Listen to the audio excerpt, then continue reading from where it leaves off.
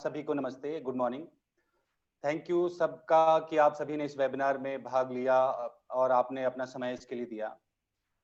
जैसा कि मैंने आपको बताया, मेरा नाम इंद्रेश शर्मा है और मैं अकाउंटेबिलिटी इनिशिएटिव रिसर्च ग्रुप के साथ काम करता हूं as a senior field associate के तौर पर। Accountability initiative centre for policy research Nai Delhi का हिस्सा है। अकाउंटेबिलिटी इनिशिएटिव वर्ष 2008 से शासन में पारदर्शिता और जवाबदेही को बढ़ाने के लिए नियमित रूप से काम कर रहा है। हम बेसिकली 5 राज्यों में काम कर रहे हैं, जिसमें बिहार, हिमाचल प्रदेश, मध्य प्रदेश, महाराष्ट्र और राजस्थान शामिल हैं। इस वेबिनार में हमारे साथ बहुत सारे अलग अलग राज्यों से साथियों ने भाग लिया है। इसमें गुजरात, महाराष्ट्र, हिमाचल प्रदेश, बिहार, राजस्थान, मध्य प्रदेश और दिल्ली शामिल हैं।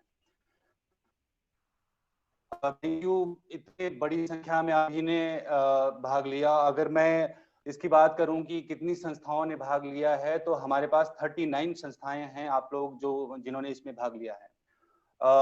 अकाउंटेबिलिटी इनिशिएटिव तरफ से हमारे साथ अवनी मैम हैं, जो कि अकाउंटेबिलिटी इनिशिएटिव की डायरेक्टर हैं। हमारे साथ दिल्ली टीम के सदस्य हैं और फील्ड के एसोसिएट्स हैं। मेरे साथ इस वेबिनार में सहयोग करने के लिए मेरे साथ अवंतिका जी हैं, जो कि कम्युनिकेशन प्रोग्राम को लीड करती हैं, और साथ में प्रकृति जी हैं, जो कि कम्युनिकेशन एसोसिएट के तौर पर काम कर रही हैं। जैसा कि हमने आपके साथ पहले भी एजेंडा में शेयर भी किया था कि हमारा इस वेबिनार का ऑब्जेक्टिव ये है कि आप सभी संस्थाओं को एक प्लेटफॉर्म पर लाने की कोशिश है कि कैसे हम ये आगे डिस्कशन का दौर हम जारी रखें, कैसे हम आगे एक रिश्ता बनाएं एक दूसरे के साथ, क्योंकि अल्टीमेटली हमारा, आपका, हम सबका ऑब्जेक्टिव यही है कि कैसे सेवाएं बेहतर हो पाएं। तो इस वेबिनार को हमने एक्चुअली 2 हिस्सों में डिवाइड किया है। पहले हिस्से में हमने रखा है कि जो हमारे स्पीकर्स होंगे वो अपनी बात रखेंगे और अपनी बताएंगे कि कैसे उन्होंने कोविड-19 के दौरान सरकार के साथ जुड़कर काम किया है और क्या उनके उसमें लर्निंग रही हैं, क्या चैलेंजेस रहे हैं, वो उसके बारे में वो शेयर करेंगे। दूसरे सेक्शन में हमने सवाल जवाब के लिए सेक्शन रखा है, जो आप सभी के लिए है, और प्लीज आप सभी अपने इस दौरान जब भी स्पीकर्स बात कर रहे हों, उस दौरान आप अपने सवाल लिख सकते हैं। हमारा जो ये जूम के नीचे जो क्वेश्चन एंड आंसर वाला जो सेक्शन है, आप प्लीज यहाँ पे टाइप कीजिएगा। चैट वाला जो सेक्शन है वहां उसको यूज मत कीजिएगा। सिर्फ क्वेश्चन एंड आंसर वाला जो सेक्शन है वहां पे जाके आप अपने सवाल टाइप कर सकते हैं। तो हम जब हमारा क्वेश्चन एंड आंसर का जब सेक्शन होगा, तो हम वहां पे हम आपके सवालों को अपने स्पीकर्स के साथ शेयर करेंगे। तो ये हमारा ओवरऑल इसका हमारा एजेंडा है। चलिए अब हम आपको अपने स्पीकर्स के साथ हम इंट्रोडक्शन करवाते हैं। हमारे स्पीकर जो हैं, एक हैं Rajika ji. Rajika ji accountability initiative centre for policy research में लर्निंग एंड डेवलपमेंट प्रोग्राम को लीड करती हैं और पिछले 13 सालों से डेवलपमेंट सेक्टर में काम कर रही हैं। उनका एक्सपर्टीज है कि जो भी इस तरीके के कार्यक्रम डिजाइन करने का है, जिससे सक्षम होकर जो नागरिक हैं वो सरकार और सरकार की जो संस्थाएं हैं उनमें शामिल होकर उनके कार्यक्रमों की निगरानी कर सके, उसमें शामिल हो सके। तो इस तरीके का वो काम करती हैं। हमारे अगले गेस्ट स्पीकर हैं राजेश सिंघी जी, जो कि अलवर राजस्थान में संचालित एक गैर सरकारी संगठन इब्तिदा के कार्यकारी निदेशक हैं। पिछले 27 सालों से बहुत काम किया है, बहुत अनुभव रहा है इनका, और काफी कुछ हमें इनसे सीखने को मिलेगा। टाटा ट्रस्ट द्वारा सोशल चेंज मेकर्स के जीवन पर आधारित एक पुस्तक जर्म्स ऑफ जो सिरिन है, उसमें इनका स्टोरी को उनको लिया गया था। हमारे अगले गेस्ट स्पीकर हैं अबोध कुमार जी, जो कि बिहार से हैं और कला मंच में काफी उनका काम रहा है। फील्ड में उन्होंने काफी सारा नुक्कड़ नाटकों के माध्यम से भी उन्होंने लोगों को जागरूक करने का काम किया है। हमारे साथ संतोष पुनिया जी हैं, जो कि बतौर प्रोग्राम मैनेजर आजीविका ब्यूरो में कानूनी सहायता पर काम करते हैं। प्रवासी श्रमिकों के लिए काफी सारा काम किया है उन्होंने। और पुनिया जी ने भी विभागों के साथ, कॉर्पोरेट्स के साथ भी काफी सारा उनका अनुभव रहा है। हमारे अगले गेस्ट स्पीकर हैं विनोद चौधरी जी, जो पिछले 27 सालों से सामाजिक क्षेत्र में काम कर रहे हैं और पिछले 5 सालों से समर्थन जो centre for development support Bhopal हैं उसमें काम कर रहे हैं। इन्होंने फील्ड में काफी सारा काम किया है, जिसमें ऑडिट कैसे होता है, जो सामाजिक सुरक्षा पेंशन है, मनरेगा है, उन पे काफी सारा उन्होंने काम किया है। हमारे साथ अनुपा मैम हैं, जो कि पहल जन सहयोग संस्थान इंदौर से हैं। ये प्रशिक्षण, प्रलेखन, अनुसंधान में भी इन्होंने काफी सारा काम किया है और काफी सारी चीजें हैं, जैसे हेल्थ है, लिंग के बारे में है, एजुकेशन के बारे में है, सबला कार्यक्रम है, पंचायत है, काफी सारी चीजों पे इन्होंने काफी बारीकी से काम किया है। तो ओवरऑल हमारे जो सभी स्पीकर्स हैं इनका ये परिचय रहा और बिल्कुल हमें बहुत सारी चीजें इनसे सीखने को मिलेंगी। तो आप सभी से एक बार फिर से रिक्वेस्ट है कि आप अपने जो भी सवाल होंगे वो क्वेश्चन एंड आंसर में आप उसको टाइप करते जाइएगा। तो आइए सबसे पहले मैं रजिका जी के पास चलूंगा और उनसे जानूंगा कि उनसे रिक्वेस्ट करूंगा कि वो बताएं कि अकाउंटेबिलिटी इनिशिएटिव का आउटलुक क्या है और एआई का गवर्नेंस को लेकर क्या अनुभव रहा है, और आप ये भी बताएं कि हम और हमारी सरकार कोर्स के बारे में बताते हुए आप ये जरूर बताएं कि आखिर क्यों जरूरी है कि सिविल सोसाइटी ऑर्गेनाइजेशंस और सरकार को एक साथ जुड़कर काम करना चाहिए। तो ओवर टू यू रजिका जी। नमस्ते सभी लोगों को, और इंद्रेश जी बहुत बहुत धन्यवाद इतने बड़े इंट्रोडक्शन के लिए। और सबको वेलकम है अकाउंटेबिलिटी इनिशिएटिव की तरफ से कि आप लोग सब आए। उम्मीद है कि आप लोग सब मुझे सुन सकते हैं। तो मैं शुरू करूंगी इस बात से कि आज की डेट में हम एक प्रजातंत्र में रहते हैं और प्रजातंत्र के दो अहम पहिए हैं। एक है सरकार और दूसरा मैं समझती हूँ है जनता, या हम लोग जो सिविल सोसाइटी एनजीओज के माध्यम से इकट्ठा होके सोशल इश्यूज के ऊपर काम करते हैं। तो जरूरी है समझना कि सरकार इस पूरे चक्कर में इतनी अहम क्यों है। तो एक तो मुझे लगता है कि सरकार अहम इसलिए है क्योंकि सबसे बड़ा पैमाना सरकार के पास है, सबसे ज्यादा लोगों तक सरकार सबसे ज्यादा आसानी से पहुंच सकती है। अगर आप कोविड के समय में भी देख लेंगे तो जो रिलीफ अमाउंट दिया गया है तो 20 लाख करोड़ से ज्यादा सरकार ने रिलीफ एफर्ट्स के नाम पे पैसा दिया है। तो सबसे ज्यादा स्केल जो है वो सरकार का है। दूसरी ये बात है कि सरकार एक तरह से सबसे ज्यादा निष्पक्ष तरीके से सब तक पहुंच सकती है। तो ये दो चीजें हैं जो मुझे ऐसे लगता है कि सरकार को बहुत अहम बनाती हैं सार्वजनिक सुविधाओं को हम तक पहुंचाने के लिए, और खासतौर से महामारी के समय में, कोविड जैसे समय में रिलीफ डिजास्टर मैनेजमेंट करने के लिए। लेकिन उसके साथ साथ ही जब एक दूसरा पहिया भी जरूरी है इस पहिए को अच्छे से चलने के लिए, और वो मैं मानती हूँ है कि जनता का पहिया, और वो है लोगों का पहिया, कि वो किस तरह के से सरकार के साथ इंगेज करके और बेहतर प्रजातंत्र को चला सकते हैं और बेहतर सुविधाएं देने में मदद कर सकते हैं। तो इसमें भी मुझे लगता है कि ये एक हमारा हक ही नहीं, हमारी जिम्मेवारी भी है। तो राइट्स के साथ जो रिस्पॉन्सिबिलिटी आती है वो भी जरूरी है। मैं यही सोचती हूँ कि सरकार और जनता को साथ में चलने के लिए चलने से ही हम एक अच्छे और साफ सिस्टम की परिकल्पना कर सकते हैं। तो इसी बात को थोड़ा आगे ले जाते हुए और समझते हुए मैं बस थोड़ा बोलना चाह रही थी कि हम कुछ समय से जोनाथन फॉक्स एक थियोरिस्ट हैं, उनकी वो काफी अनुसंधान करते हैं। उनके विचार से हम अकाउंटेबिलिटी इनिशिएटिव और हमारा काम काफी प्रभावित हुआ है। और वो यही कहते हैं कि अगर हम एक साफ और अच्छे सिस्टम की परिकल्पना करना चाहते हैं तो सिर्फ इतना काफी नहीं है कि जनता या एनजीओ या सिविल सोसाइटी संस्थाएं अपने लेवल पर छोटे काम करती रहें। वो इम्पोर्टेंट तो है, जरूरी तो है कि संस्थाएं लगी रहें, लेकिन अगर सही में इम्पैक्ट देखना है, चेंज देखना है, तो हमें जब तक सरकार के साथ जुड़ के काम नहीं करेंगे शायद हम वो उस तरह का इम्पैक्ट नहीं देख पाएंगे। तो वो यही कहते हैं कि संस्थाओं का काम है नीचे से प्रेशर बनाना कि काम अच्छे से चले, और सरकार में जो समर्थक ताकतें हैं, जो चाहते हैं सिस्टम अच्छे से चले, जो चाहते हैं कि काम हो, वो ऊपर से दबाव बनाए, जिससे कि हम विरोधी ताकतों को हटा पाए और एक बेहतर व्यवस्था का निर्माण कर पाए। तो इसी बात को आगे लेते हुए अकाउंटेबिलिटी इनिशिएटिव ने भी इसी बात को माना है और इसी बात को देखा भी है।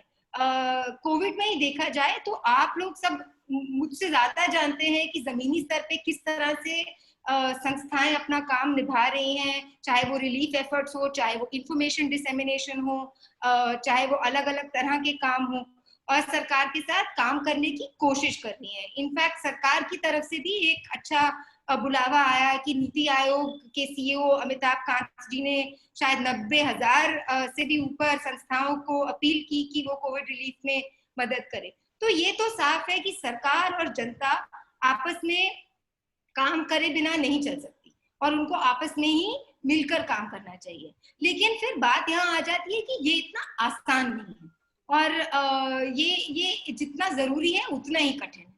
तो मेरी उम्मीद है कि तो इसी बात को थोड़ा और सुलझाने के लिए हम एक कोर्स चलाते हैं, हम और हमारी सरकार, जिसमें हमारा मेन उद्देश्य यही होता है कि किस तरह से सरकार के काम करने के तरीके को एक सिंपल तरीके से एक कोर्स के माध्यम से उन लोगों तक साझा की जाए ये इंफॉर्मेशन जो शायद फील्ड में रहकर काम करते हैं सरकार के साथ।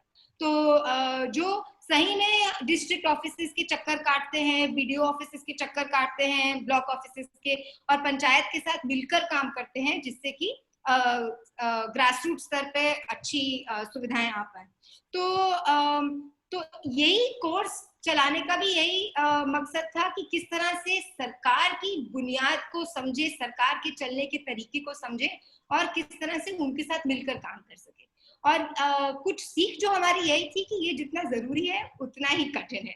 और मेरी उम्मीद है, मैं ज्यादा समय नहीं लूंगी, कि हम आज की जो चर्चा है उसको आगे लेकर जाते हुए ये बात को थोड़ा और खोल पाए कि चैलेंजेस क्या आते हैं सरकार के साथ काम करने में, सक्सेस स्टोरीज क्या रही हैं, और थोड़ा सीख पाए कि किस तरह से हम इस रिश्ते को और मजबूत कर पाए। तो मेरी उम्मीद है कि हमारे जो इतने सारे साथी जुड़े हैं अलग अलग स्टेट से, हम उनकी बातों से और इस चर्चा को थोड़ा और आगे लेके जा पाए। तो मैं अपनी बात यहीं खत्म करती हूँ और ज्यादा समय नहीं लेती हूँ और इंद्रेश जी से अनुरोध करती हूँ कि वो इस चर्चा को और आगे बढ़ाएं। Thank you. Thank you very much Raziya ji, और आपके इनपुट्स वाकई में बहुत हेल्पफुल हैं हमारे लिए। और आपने जिस तरीके से ये सारी चीज़ें कही हैं, हमारे लिए कहीं ना कहीं ये सोचने की ज़रूरत है कि हम कैसे आने वाले टाइम में सरकार के साथ हमें जोड़ना चाहिए और कैसे हम सर्विसेज को बेटर कर पाएं।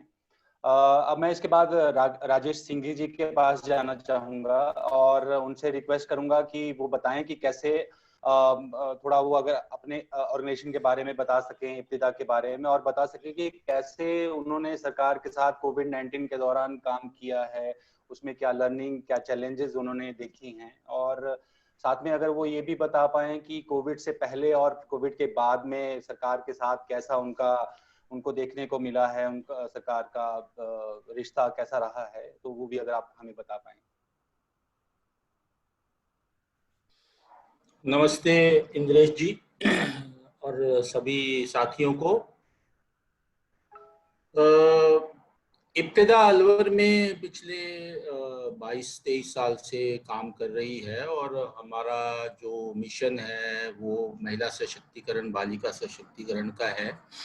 और हम लोग स्वयं सहायता समूह के माध्यम से आजीविका कार्यक्रम, एक हमारा अधिकार कार्यक्रम है जिसमें लोगों को सरकारी योजनाओं तक पहुंच बनाना है, और बालिकाओं के साथ शिक्षा और सशक्तिकरण के काम हैं। और एक हमारा बड़ा कार्यक्रम गवर्नमेंट स्कूल्स को बेहतर बनाने का है। तो उस तरीके के काम हम लोग सिर्फ अलवर डिस्ट्रिक्ट में ही काम करते हैं।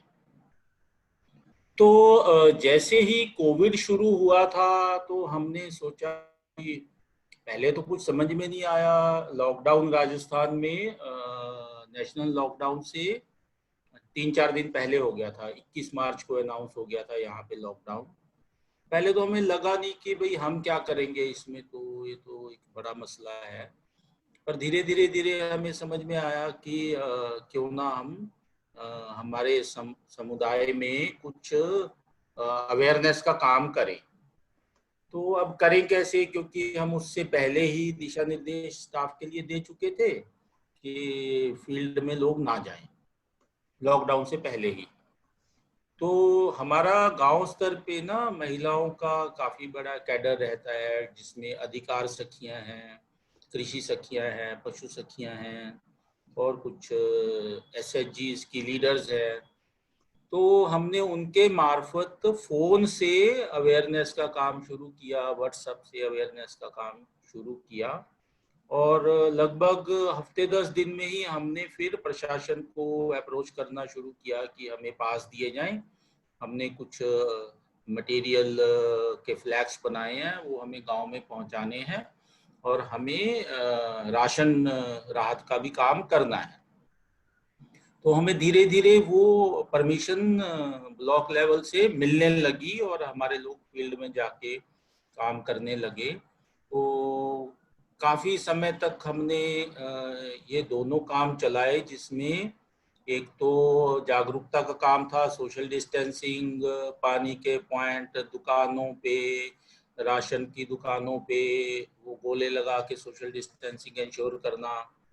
ये सब हम काम लगभग 20-25 दिन तक हम इसी पे ही हमारा फोकस रहा। उसके बाद फिर हमने एक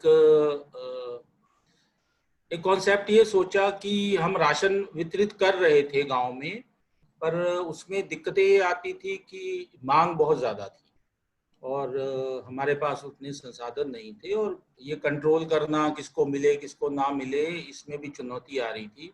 तो हमने हमारे समुदाय को बोला, भाई गेहूं की अभी अभी हार्वेस्टिंग होके हटी है, तो आप लोग अगर गेहूं इकट्ठा करते हो, अनाज इकट्ठा करते हो, तो हम उसके साथ अपना राशन की किट लगाएंगे और आप ही तय करोगे कि गांव में किसको मिलना चाहिए। तो वो काफी अच्छा मुहिम चला, जिसमें 305 क्विंटल अनाज इकट्ठा हुआ, उसके साथ हमने उसकी किट लगा के दी। इसी दौरान हमने कुछ प्रशासन को भी किट उपलब्ध करवाई। हमारे पास मांग आने लगी SDM ऑफिसों से कि भाई आप कुछ किट हमें भी उपलब्ध करवाएं। तो वो किट्स हमने प्रशासन को भी उपलब्ध करवाई, और हमने प्रशासन की सूचियों में सरपंचों को भी लोगों के नाम जुड़वाए कि जहाँ पे हमने राशन नहीं दिया था या हम लेट थे राशन देने में, उससे पहले हमने उनको उनके नाम जुड़वाए कि ये लोग भी राशन इनको भी मिलना चाहिए। तो ये रिलीफ वाला काम हमारा लगभग अप्रैल एंड तक ये दोनों काम चले, मई के फर्स्ट वीक तक। उसके बाद हमने पूरा फोकस जो है वो नरेगा के ऊपर लगा दिया। तो हमें ये समझ में आया कि राजस्थान सरकार की प्राथमिकता में नरेगा है, और हमारा एक अलग से कोएलिशन बना है RCRC के नाम से, जिसमें उसका एक स्टेट चैप्टर भी है जिसको मैं कन्वीन करता हूँ। तो हमारी कमिश्नर नरेगा के साथ भी एक जूम कॉल हुई, और उन्होंने भी आश्वासन दिया कि आप जो भी प्रयास कर रहे हो उसमें अगर हमारी कहीं मदद चाहिए होगी तो वो आप हमें बताएं। तो हमने फिर पूरी टीम को, हमारी शिक्षा की टीम, हमारे यहाँ कुछ गर्ल फेलोज हैं उनको, और हमारी ये महिला कार्यक्रम की टीम, सबको हमने नरेगा के काम में लगाया। तो उसका अच्छा रिजल्ट्स आए कि बहुत गांव हमारे पास ऐसी रिपोर्ट्स आई है कि 12 साल बाद, 10 साल बाद वहाँ गांव में काम मिला है। तो अच्छा अनुभव रहा सरकार के साथ काम करने का, हमको काफी सहयोग मिला उसमें, और हमने भी काफी सहयोग किया। एक क्वारंटाइन सेंटर भी हमारे ट्रेनिंग सेंटर पे हमने सेटअप किया।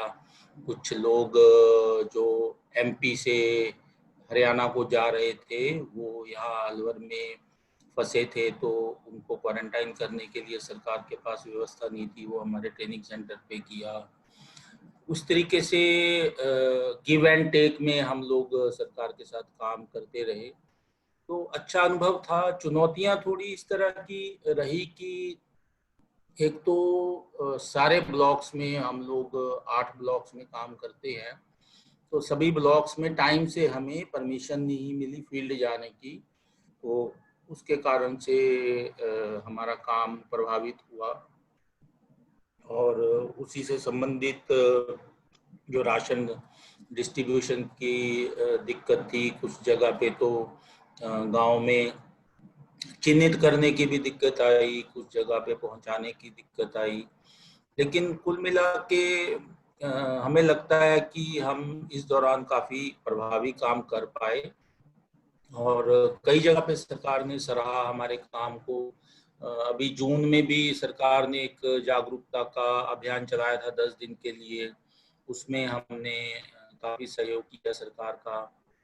नरेगा साइट्स पे जा के हमने बहुत लोगों को social distancing, mask, hand wash का समझाइश का काम हमने किया। और सरकार ने एक बाद में 24 कैटेगरी के लोग राजस्थान में बनाए थे जिनको राशन उपलब्ध होना चाहिए था, तो उसमें भी नाम जुड़वाने का काम हमने काफ़ी किया। तो मोटे रूप से यही तरह के अनुभव हमारे रहे, और मैं मानता हूं कि अच्छे अनुभव रहे, बहुत ज़्यादा चुनौतियां नहीं आई, और सरकार ने सहयोग किया, हमने भी सरकार के साथ सहयोग किया। तो यही है एक तरह का जो अनुभव रहा है। धन्यवाद आप सभी का, आपने मेरी बात सुनी।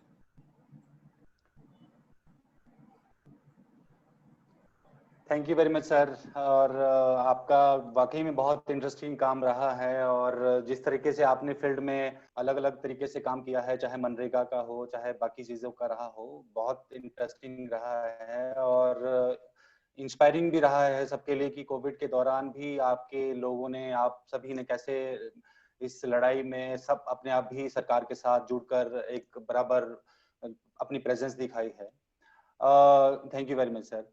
अब मैं अनूपा जी से रिक्वेस्ट करूंगा और उनसे ये चाहूंगा कि वो बताएं कि कैसे ये जो कोविड-19 का दौर है वो उनका कैसा रहा मध्य प्रदेश के कॉन्टेक्स्ट में, अगर वो हमें ये बता पाएं कि ये जो दौर है सिविल सोसाइटी ऑर्गेनाइजेशन के लिए कितना चैलेंजिंग रहा है, और क्या मेन चीजें हैं जो निकल के आई हैं, अगर आप हमारे साथ शेयर कर पाएं। आपने एक्चुअली हमारे साथ एक पीपीटी भी शेयर किया है, तो वो भी अगर आप प्रेजेंट करें तो सबके लिए बहुत यूजफुल रहेगा। अनूपा जी।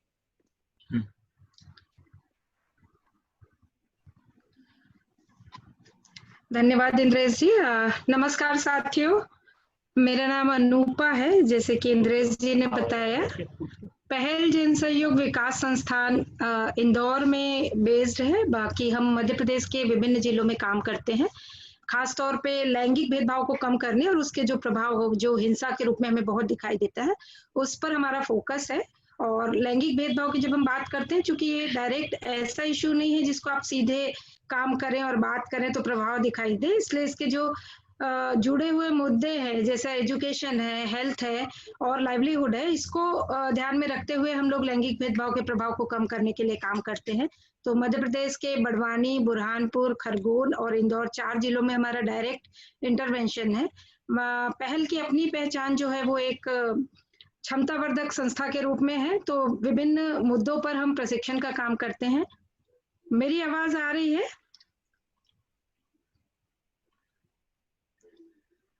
जी सुन सकते हैं। जी बिल्कुल सुन सकते हैं, और स्लाइड भी हैं। हाँ जी, आप कर दें इसको स्टार्ट जी। तो जैसा कि आज बातचीत हो रही है कि किस तरह के चैलेंजेस हैं, कौन सी ऐसी सीख है जो हमें मिली है इस कोविड के दौरान में, तो ये बहुत सही बात है कि हम लोग जब भी कोई काम करते हैं, हर एक काम में एक सीख होता है। मुझे याद है, मेरे लिए तो वो एक मूल मंत्र की तरह है कि मेरे गुरु हैं, उन्होंने कहा था कि काम तो करो, कुछ ना हुआ तो तजुर्बा होगा। तो इस कोविड के दौर में तो बहुत ज्यादा तजुर्बा हुआ है। तो पहले मैं लर्निंग के संदर्भ में ही बात करूंगी और फिर मैं चुनौतियों पर आऊंगी। तो हम शुरू करते हैं कि हम इसको देख सकते हैं, प्लीज नेक्स्ट स्लाइड। कोविड में काम करते हुए हमारे जो अलग अलग एरियाज हैं, वहां पर मैं 3 हिस्सों में आप लोगों के साथ बांटना चाहती हूँ कि जो हमारे सीख मिली वो आप देख सकते हैं कि यहाँ पर है इंस्टीट्यूशनल, सिचुएशनल और डिस्पोजिशनल। ये शब्द हम लोग शायद सुनते हैं, जानते हैं। इंस्टीट्यूशनल तो सभी लोग जानते हैं, संस्थागत, यानी कि जब हम कोई काम करते हैं तो एक संस्था का होना बहुत महत्वपूर्ण भूमिका निभाता है। जैसे रजिकांत जी ने शुरू में कहा था कि सरकार, तो सरकार भी एक संस्था है, और जब एक संस्था होती है और वो संस्थागत तरीके से काम करती है, उसका प्रभाव अलग होता है। तो जब कोविड एपिडेमिक की हम बात कर रहे हैं, यहाँ पर संस्थागत प्रभाव बहुत बड़ा था और संस्थागत इंटरवेंशन भी बहुत बड़ा है। तो ये किस तरह से हमें अफेक्ट कर रहा है, मैं इसकी बात करूंगी। दूसरा है सिचुएशनल, जब कोई दौर होता है, जब कोई समस्या होती है, उसका क्या प्रभाव पड़ा, उस स्थिति में लोगों पर क्या प्रभाव पड़ा, उस स्थिति का नीतियों पर क्या प्रभाव पड़ा, ये देखना बहुत जरूरी है। और तीसरा हिस्सा है डिस्पोजिशनल, क्योंकि कोविड जो है वो एक स्वास्थ्यगत समस्या है जिसका प्रभाव बहुत अलग अलग आयाम पे पड़ा है। पर जब हम स्वास्थ्य की बात करते हैं तो उसका एक एंगल कहता है कि हम लोग कई बार कुछ समस्या में जब फंसते हैं तो हम आमतौर पे एक मानसिक तौर पे थोड़ा स्ट्रेस में होते हैं, और ऐसी स्थिति में हमारा आत्मविश्वास कम होता है, और जब आत्मविश्वास कम होता है तो हमारी क्षमताएं कई बार हमें कम लगती हैं, हम उसका अच्छा उपयोग नहीं कर पाते। तो मैं इस दृष्टि से भी आप लोगों के साथ साझा करना चाहती हूँ कि क्या असर हुआ है और क्या सीख हमें मिली सरकार के साथ काम करते हुए इस दौरान।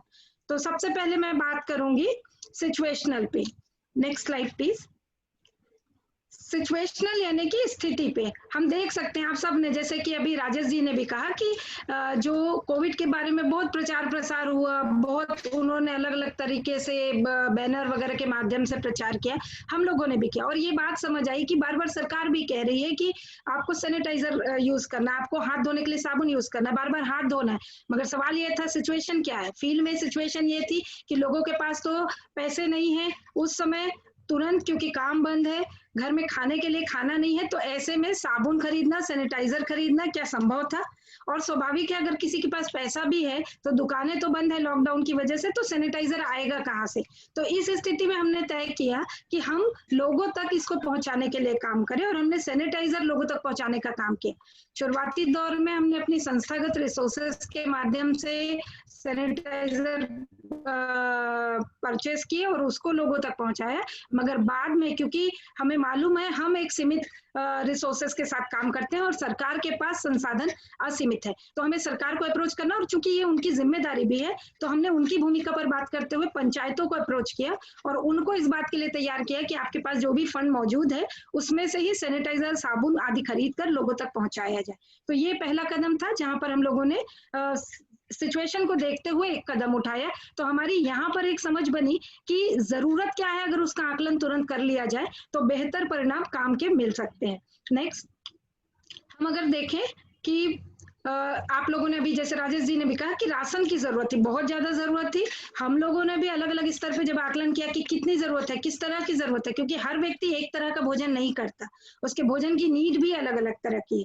तो हमने उस हिसाब से पहले आकलन किया और देन हमने पंचायतों में, चूंकि राशन बांटने की बात घोषणा हो चुकी थी, तो फौरन उसके लिए व्यवस्था की कि बांटा जाए, और उसमें भी पहले उनको जिनको तुरंत जरूरत है उन तक पहुंचाने के लिए हमने एक एडवोकेसी करते हुए इसकी व्यवस्था बनाई और सही लोगों तक उचित समय में इसको पहुंचाने के लिए काम किया। और इसमें हमारे जिन भी पंचायतों में हम लोग काम कर रहे थे वहां पर पंचायतों ने बहुत ही सक्रिय भूमिका निभाते हुए इसको तुरंत इस काम को अंजाम दिया।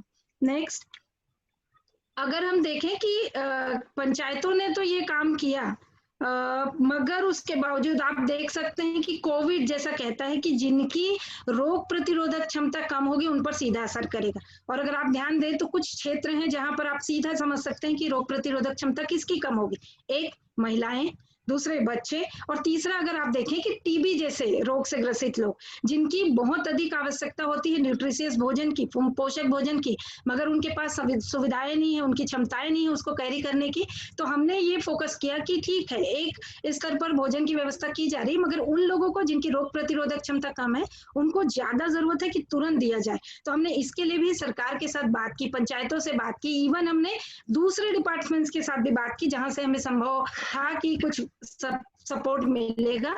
और लोगों से हम लोगों ने दान लिया, और आप देख सकते हैं यहाँ पे जो टीबी पेशेंट है उनको पूरा राशन हमने उपलब्ध कराया, और बच्चे जिन घरों में थे उनको खास तौर पे, क्योंकि सरकार के द्वारा दिया जा रहा भोजन जो था वो मूल रूप से था कि राशन में गेहूं, चावल और नमक, तेल, इस तरह की चीजें थी। बट न्यूट्रिशन की बात होती तो हमने कहा कि मूंगफली, गुड़, दूसरी जो बेसन, ऐसी चीजें जिससे कि उनका पोषण लेवल बढ़ सके, और सब्जियां, तो हमने इसको पहुंचाने की व्यवस्था खास तौर पे की ताकि लोगों की रोग प्रतिरोधक क्षमता को बढ़ाने के लिए हम मदद कर सके।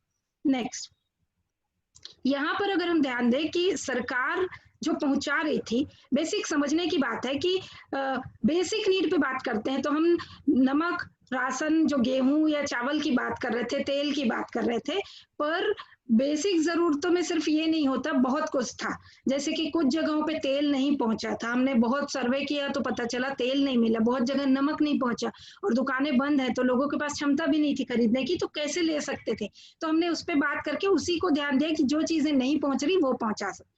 इसी तरह से अगर हम कहें कि बात हो रही थी सैनिटाइज करने की हर जगह को, पर क्या पंचायतों के पास इतने साधन उपलब्ध थे, पंचायतों में इतने लोग उपलब्ध थे जो तुरंत उस काम को अंजाम दे सके? स्वाभाविक है नहीं।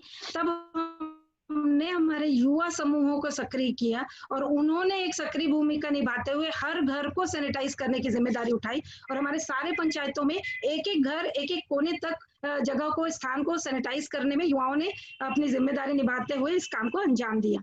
नेक्स्ट, हम सब जानते हैं जो बात हो रही थी जब कोविड की बात हुई कि आप मुंह को ढक कर रखें, नाक को ढक के रखें, क्योंकि सांस से इसका प्रसार हो रहा है। तो क्या जरूरत है, नाक को ढक के रखने के लिए मास्क चाहिए। मास्क चाहिए ये तो बोल दिया, मगर मास्क कितने लोगों को बनाना आता है, मास्क कितने लोगों के पास उपलब्ध है? तो पहला काम हमारा था कि लोगों तक मास्क पहुंचाए। हमने सबसे पहले किया, पंचायतों से बात की कि आपको ये करना है, पर जब तक वो कर पाते उसके पहले हमारे बहुत सारे ट्रेनिंग सेंटर थे, सिलाई सेंटर थे, और हमारी बहुत सारी महिलाओं का समूह बने हुए हैं। तो हम उन, आपको सिलाई आती है, आपके पास मशीन है, आपके पास कपड़ा नहीं है तो कपड़ा हम देंगे, मगर आप ये मास्क सिलना शुरू करें। तो अपने रिसोर्सेज से स्टार्टिंग में हमने मास्क सिलवाना शुरू किया, और देन पैरेलली हमने पंचायतों से बात की कि आपके पास जो भी बजट है आप इनको दीजिए, क्योंकि इसके माध्यम से महिलाओं को काम भी मिल रहा है और वो मास्क जिसकी जरूरत हमें है बिल्कुल इंटीरियर रिमोट लेवल पे, वो भी पूर्ति होगी। और इस तरह से हमारी महिला समूहों ने हजारों की संख्या में मास्क बनाए और लोगों को वितरित किए। तो दोनों जरूरतों की पूर्ति हुई कि उनको पैसे जो जरूरत थी वो भी मिला, और जो मास्क हमारी सुरक्षा के लिए चाहिए था वो भी व्यवस्था हम कर पाए। इसके बाद में अगर हम देखें कि खास तौर पे नेक्स्ट, हम लोग जब किसी को भी सरकार क्या कर रही है जब हम बात करते हैं तो उनका एक पैटर्न होगा करने का, पर स्वयंसेवी संस्थाओं का एक नजरिया अलग इसीलिए कहा जाता है कि वो देख पाते हैं कि कहाँ हमें पहुंचना है। तो हम देखते हैं कि लोगों तक जब मास्क पहुंचाने की बात हो रही थी या लोगों के तक राशन पहुंचाने की बात हो, सबसे ज्यादा वंचित तबका है, जैसे कि जो दिव्यांग है, जो स्पेशली चैलेंज लोग हैं, उन तक लोग कैसे पहुंच पाए, उन तक ये मदद कैसे पहुंच पाए, उस पर हमने बात की। और उनको खास तौर पे, क्योंकि वो भी एक ज्यादा वल्नरेबल सिचुएशन में थे और उनको मदद करना पहली प्रायोरिटी में हमारे लिए था। नेक्स्ट ये था कि जो एक बात बार बार हुई कि हम फिजिकल डिस्टेंसिंग की बात करें, एक दूरी बना के रखना है। पानी पीने तो जाना है तो पानी भरने भी जाना पड़ेगा, सामान लेना है तो दुकान भी जाना पड़ेगा। तो हमारी पूरी टीम ने, चाहे वो बाल पंचायत की टीम थी, युवा साथियों की टीम थी, उन्होंने जगह जगह गोले बनाने और इस मैसेज को स्प्रेड करने में, अवेयरनेस जनरेट करने में पंचायतों के साथ, स्कूल टीचर्स के साथ मिलके गाँव के अंदर बहुत ही सक्रियता के साथ और सघन रूप से कार्य किया। नेक्स्ट मैम 1 मिनट है आपके पास जी। ओके, तो थोड़ा फटाफट करेंगे। मैं ये बताऊंगी इंस्टीट्यूशनल, जैसे मैंने कहा संस्थागत है, तो संस्थागत में आप देख सकते हैं कि स्वास्थ्य अमला जो सबसे ज्यादा बिजी था कोविड के लिए काम करने में, पर डिलीवरी तो रुक नहीं सकती, तो हम लोगों ने काम किया नेक्स्ट कि जो भी गांव में मौजूद स्वास्थ्य कर्मी थे उन्हें कहा कि आप एक जगह बैठिए, हम लोगों को बुलाएंगे, और जो प्रेग्नेंट महिला है उनको जो टीका लगना है, जो नवजात बच्चा है उसको टीका लगना है, जो भी उनकी जरूरत है उनकी पूर्ति हो। नेक्स्ट इसी तरह से आंगनबाड़ी, हम जानते हैं आंगनबाड़ी से पोषण की जरूरत पूरी होती, तो हमने घर घर बांटने की व्यवस्था करवाई उनके साथ बात करके। नेक्स्ट मध्याह्न भोजन, स्कूल तो बंद थे पर मध्याह्न भोजन जो बच्चों तक पहुंचने थे हमने उनके घर पहुंचाने की व्यवस्था की सरकार के साथ बात करके। नेक्स्ट अगर हम देखें कि जितनी भी संस्थागत मुद्दे हैं,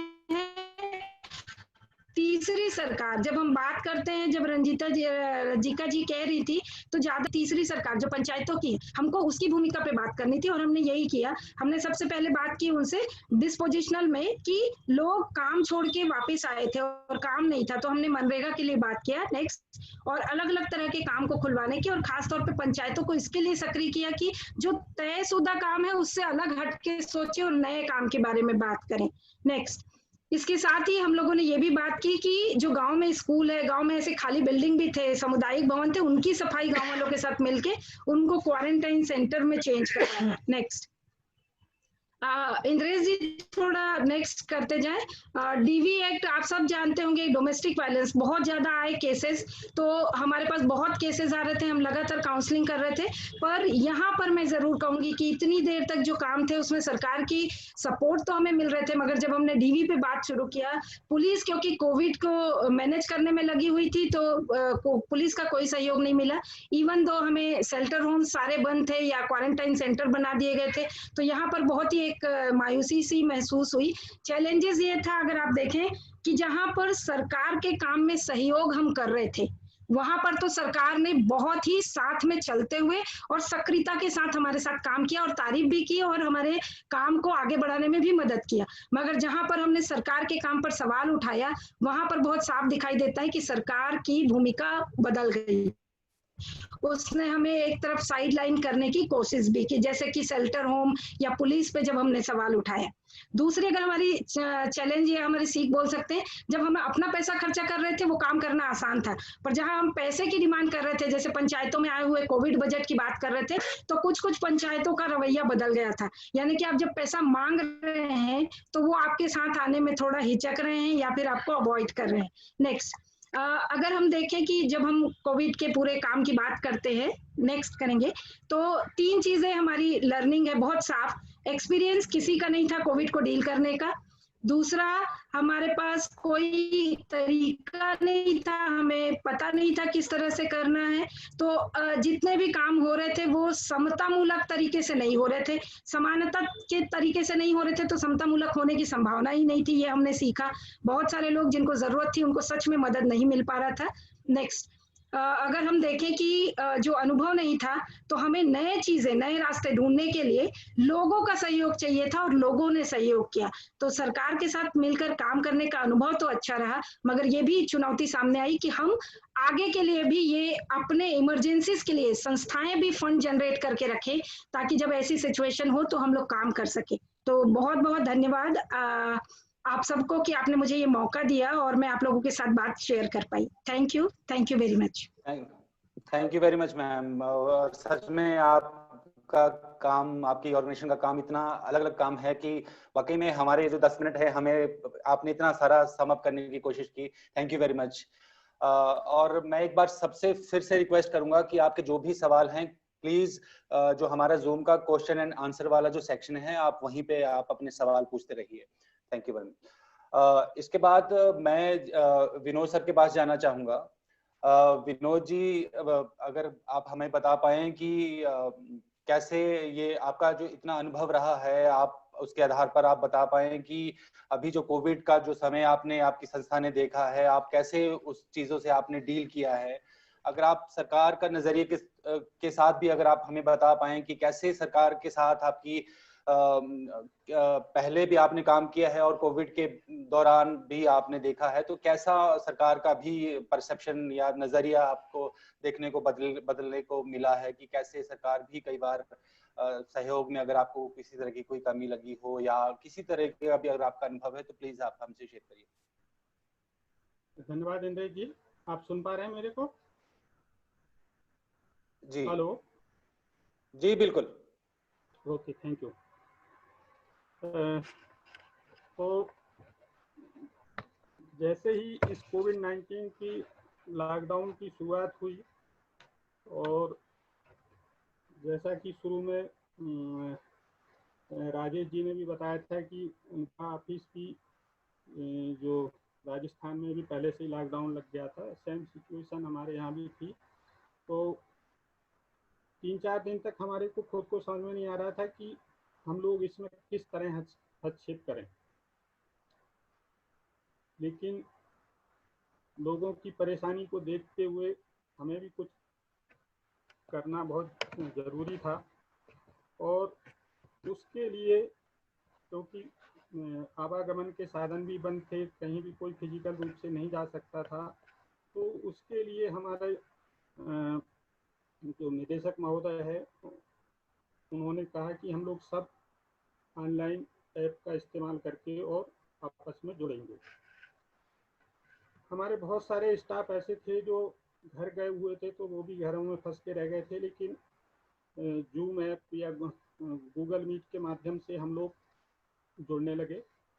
और सबसे पहली जो ज़रूरत थी, लोगों तक इस बीमारी के बारे में सही जानकारी पहुंचाना और इस बीमारी से बचाव हेतु जागरूकता के बारे में जानकारी पहुंचाना। तो इसके लिए हम लोगों ने व्हाट्सएप है, फोन कॉल है, इसका बखूबी इस्तेमाल किया।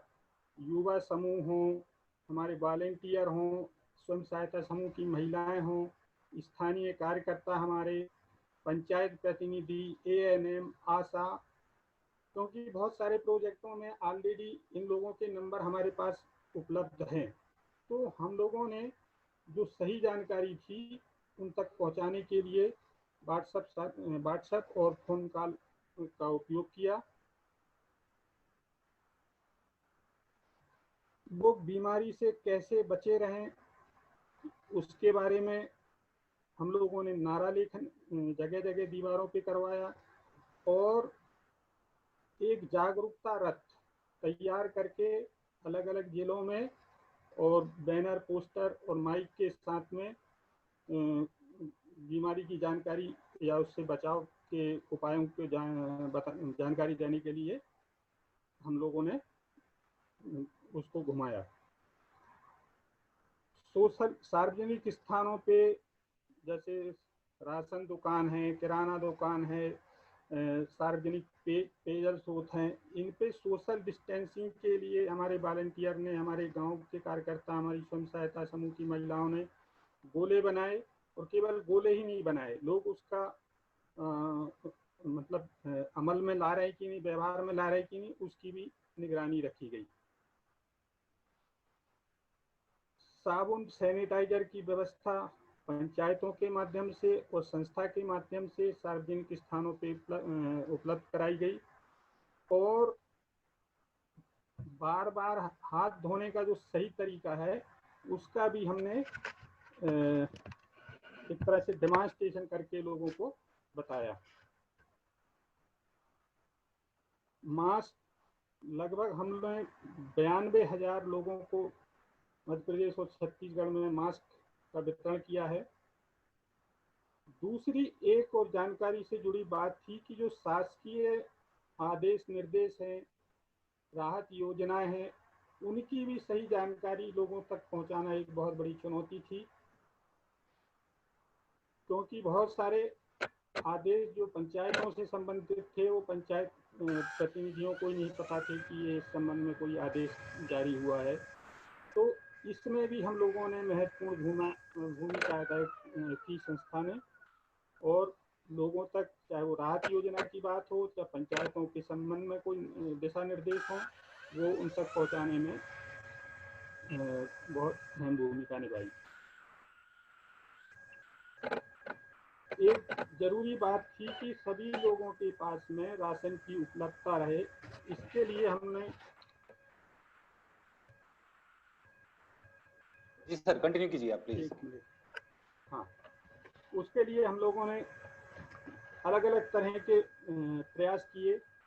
तो जैसे कुछ हम लोगों ने हमारे संस्था की ओर से, स्टाफ के कंट्रीब्यूशन से, कुछ दानदाता संस्थाओं की कंट्रीब्यूशन से, और हम लोगों ने सामुदायिक सहयोग से भी राशन वितरण करवाया। राशन वितरण में हम लोगों ने, क्योंकि जब गांव में अगर इस तरह की सिचुएशन में कोई राहत कार्य बाहर से आ जाता है या राहत सेवाएं बाहर से चलने लग जाती है, तो स्थानीय स्तर की जो सामुदायिक सेवाएं हैं या सामुदायिक रूप से दान करने की जो प्रक्रिया है वो रुक जाती है। तो हम लोगों ने सबसे पहले प्राथमिकता वहाँ पे लोगों को सामुदायिक अंशदान लेकर के और मदद करने की। इसके बाद में जहाँ जरूरत हुई हम लोगों ने संस्था से भी मदद उपलब्ध कराई। इस तरह हम लोगों ने 50 गाँव में, मध्य प्रदेश और छत्तीसगढ़ के 50 गाँव में 50 अन्न कोष की स्थापना की, जो पंचायती राज एक्ट में भी इसका उल्लेख है।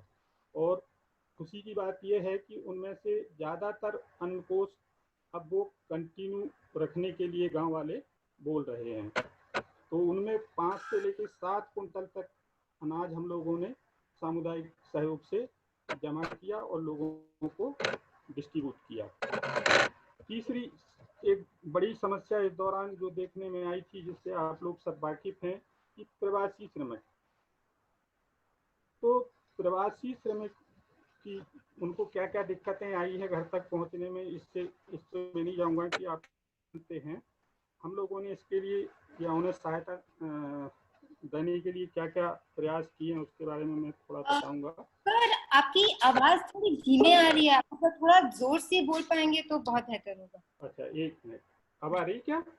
आ तो रही है लेकिन थोड़ी धीमे है। अच्छा, मैं तो इसलिए हेडफोन भी लगा रखा हूँ। हाँ चलिए, ठीक है। तो प्रवासी श्रमिकों की सबसे पहली जरूरत थी कि पंचायत स्तर पर जो भी बाहर से मजदूर आ रहे हैं उनकी जानकारी रखी जाए, उनकी प्रॉपर स्वास्थ्य की जांच हो और होम क्वारंटाइन या सामुदायिक क्वारंटाइन में उनको रखने की व्यवस्था की जाए। तो जहाँ तक सरकार के साथ है, तो स्वास्थ्य जांच में हम लोगों ने सरकार के साथ में सतत संपर्क बना के रखा और जहाँ भी जरूरत हुई तो हमने फोन से या अन्य साधनों से माध्यमों से स्वास्थ्य विभाग को सूचित कर और सभी की स्वास्थ्य की जांच कराई। बहुत एक दो जिलों में हम लोगों ने, 2 जिलों में खासकर ऑन रोड भी जो मजदूर पैदल जा रहे थे उनको भी सहायता उपलब्ध कराने का काम करा है।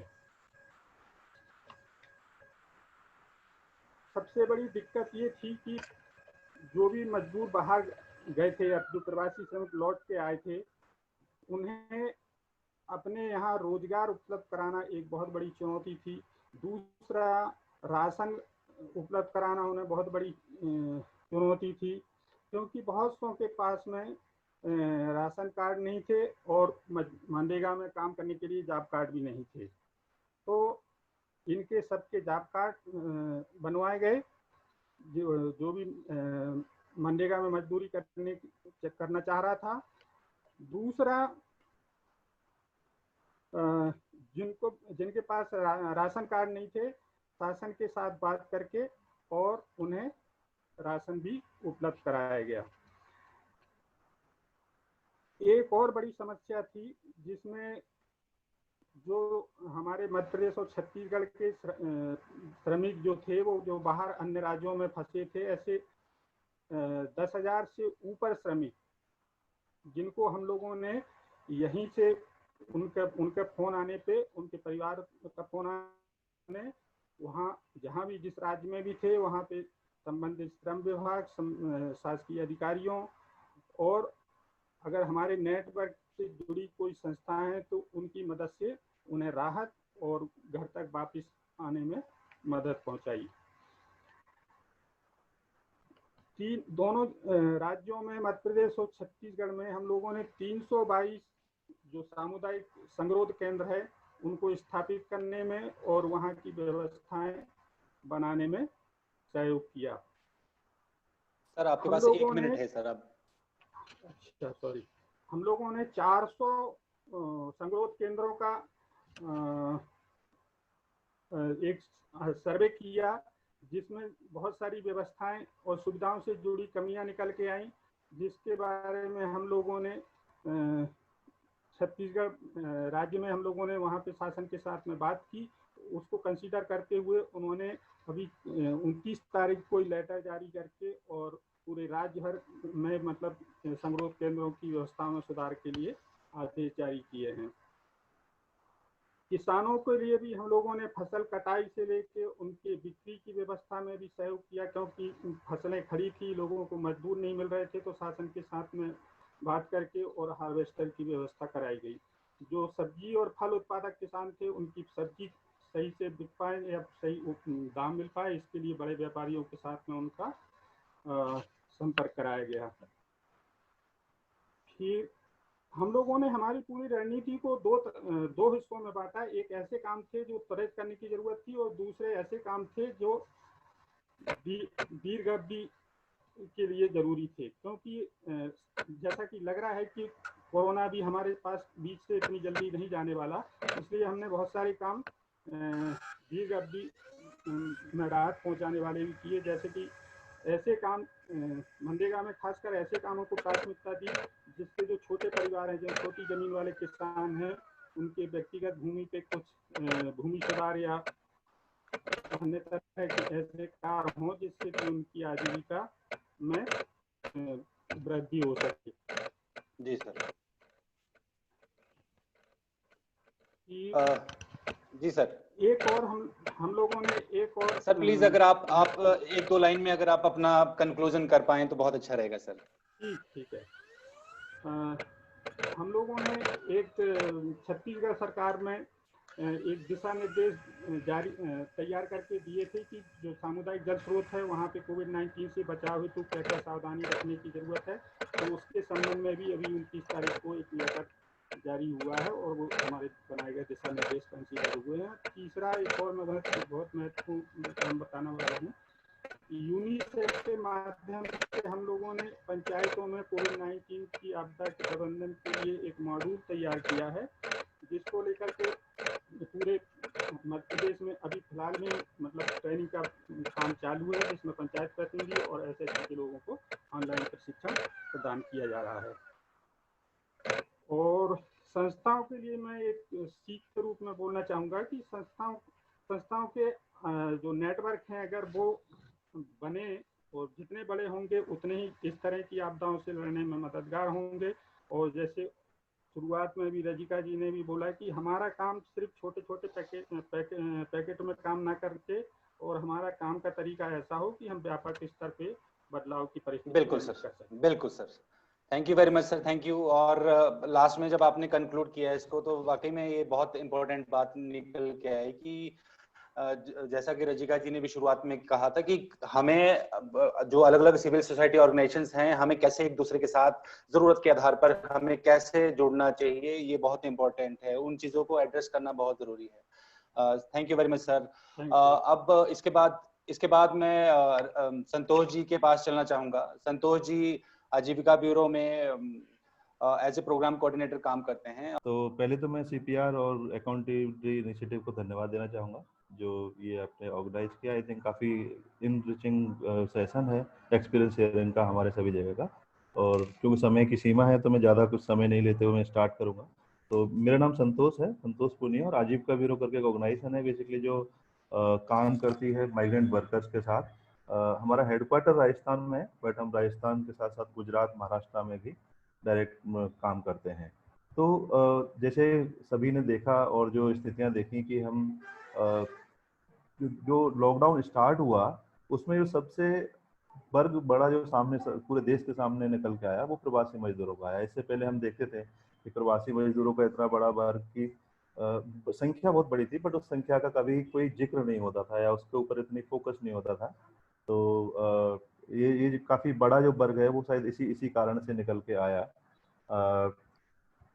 राजस्थान में जैसे लॉकडाउन बताया था, राजेश जी ने भी बताया था कि राजस्थान में 3-4 दिन पहले लॉकडाउन स्टार्ट हो गया था और 20 तारीख को इसकी घोषणा हो गई थी, तो 21 से ही राजस्थान में लॉकडाउन हो गया था।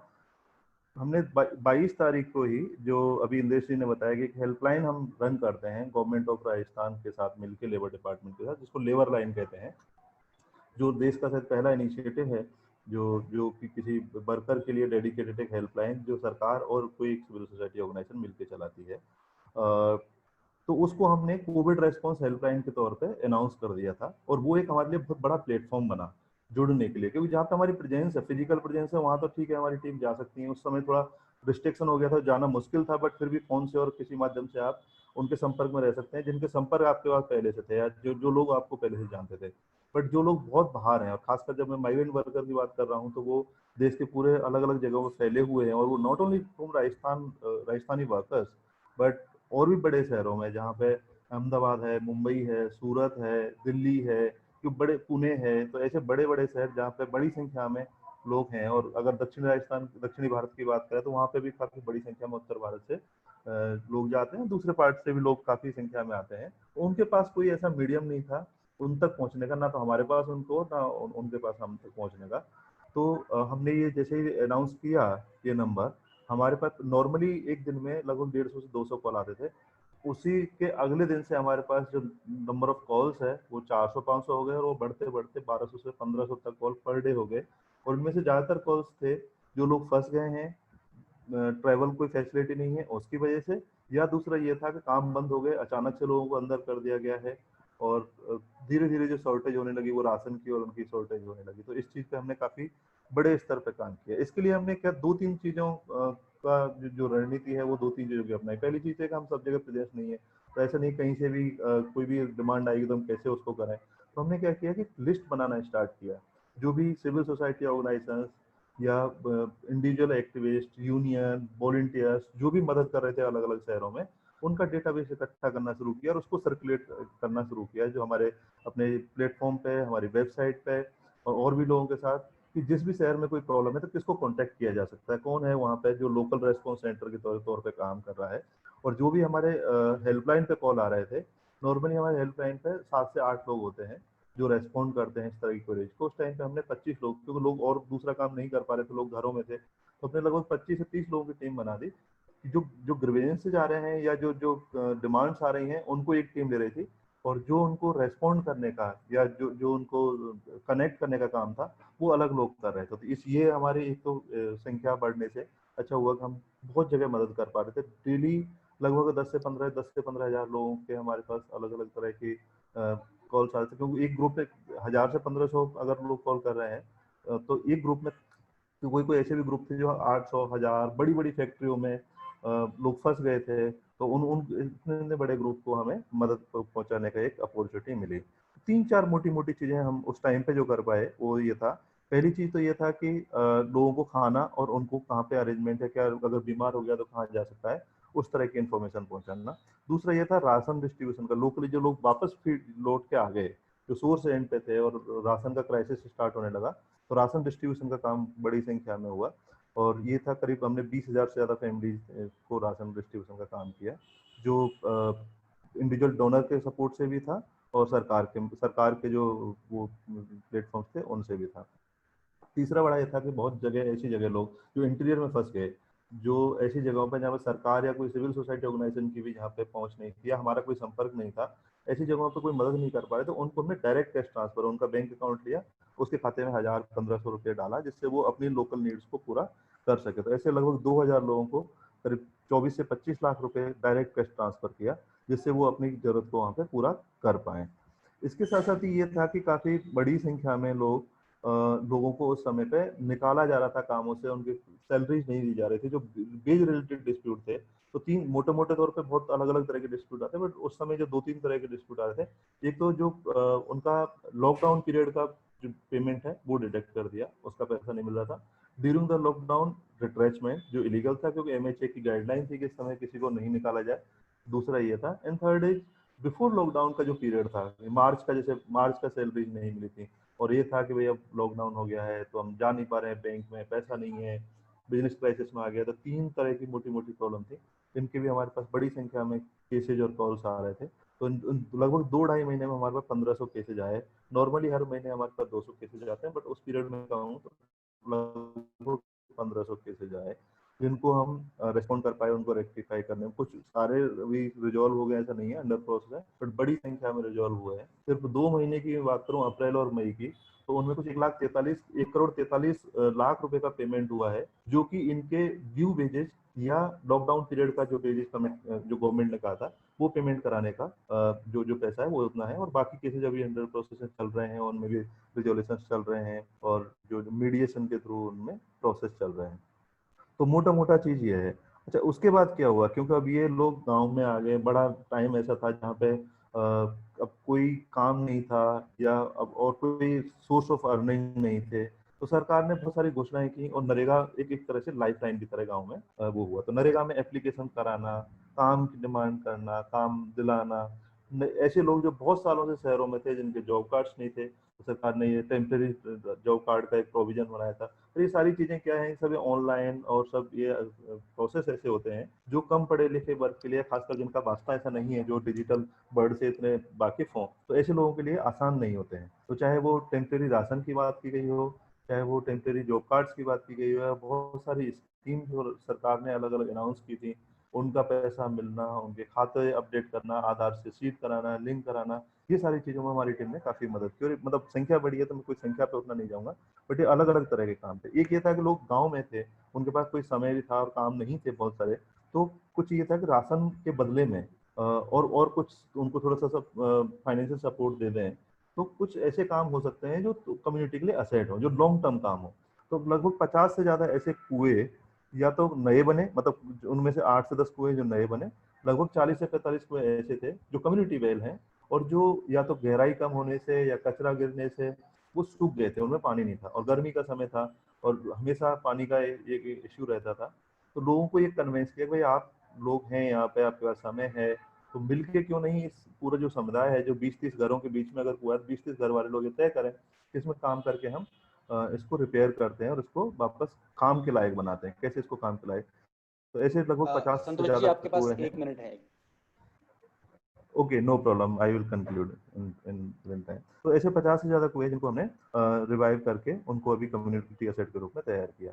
एक बड़ा ये था कि अब सिर्फ जैसे हम सब लोग कह रहे हैं राशन की बात करें, राशन बहुत अलग अलग जगह से आया और राशन में बेसिक चीजें जिसमें सरकार ने तो सिर्फ गेहूं और बाद में दाल ऐड कर दी थी, बट जो डोनर्स दे रहे थे उनमें थोड़ी सी और भी चीजें थी, जैसे तेल भी था, दाल भी था, दूसरी शक्कर भी था, चाय भी था, तो ये तो पूरा हुआ था।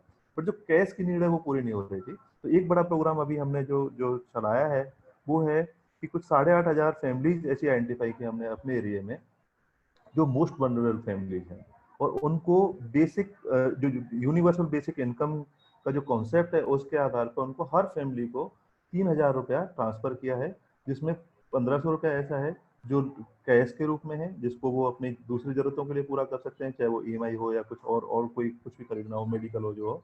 1,500 रुपये ऐसे हैं क्योंकि आजकल बहुत ये भी है कि बहुत सारे लोग माइक्रो फाइनेंस जो कंपनीज हैं उनसे बहुत सारे लोन ले रखे हैं, उनकी ईएमआई अगर वो टाइम पे नहीं देंगे तो उनकी क्रेडिट हिस्ट्री खराब हो जाएगी और उनको आगे पूरे मतलब जो भी फाइनेंशियल दुनिया है इसमें उनका आसान नहीं है ये सब ट्रांजेक्शन करना और ये करना।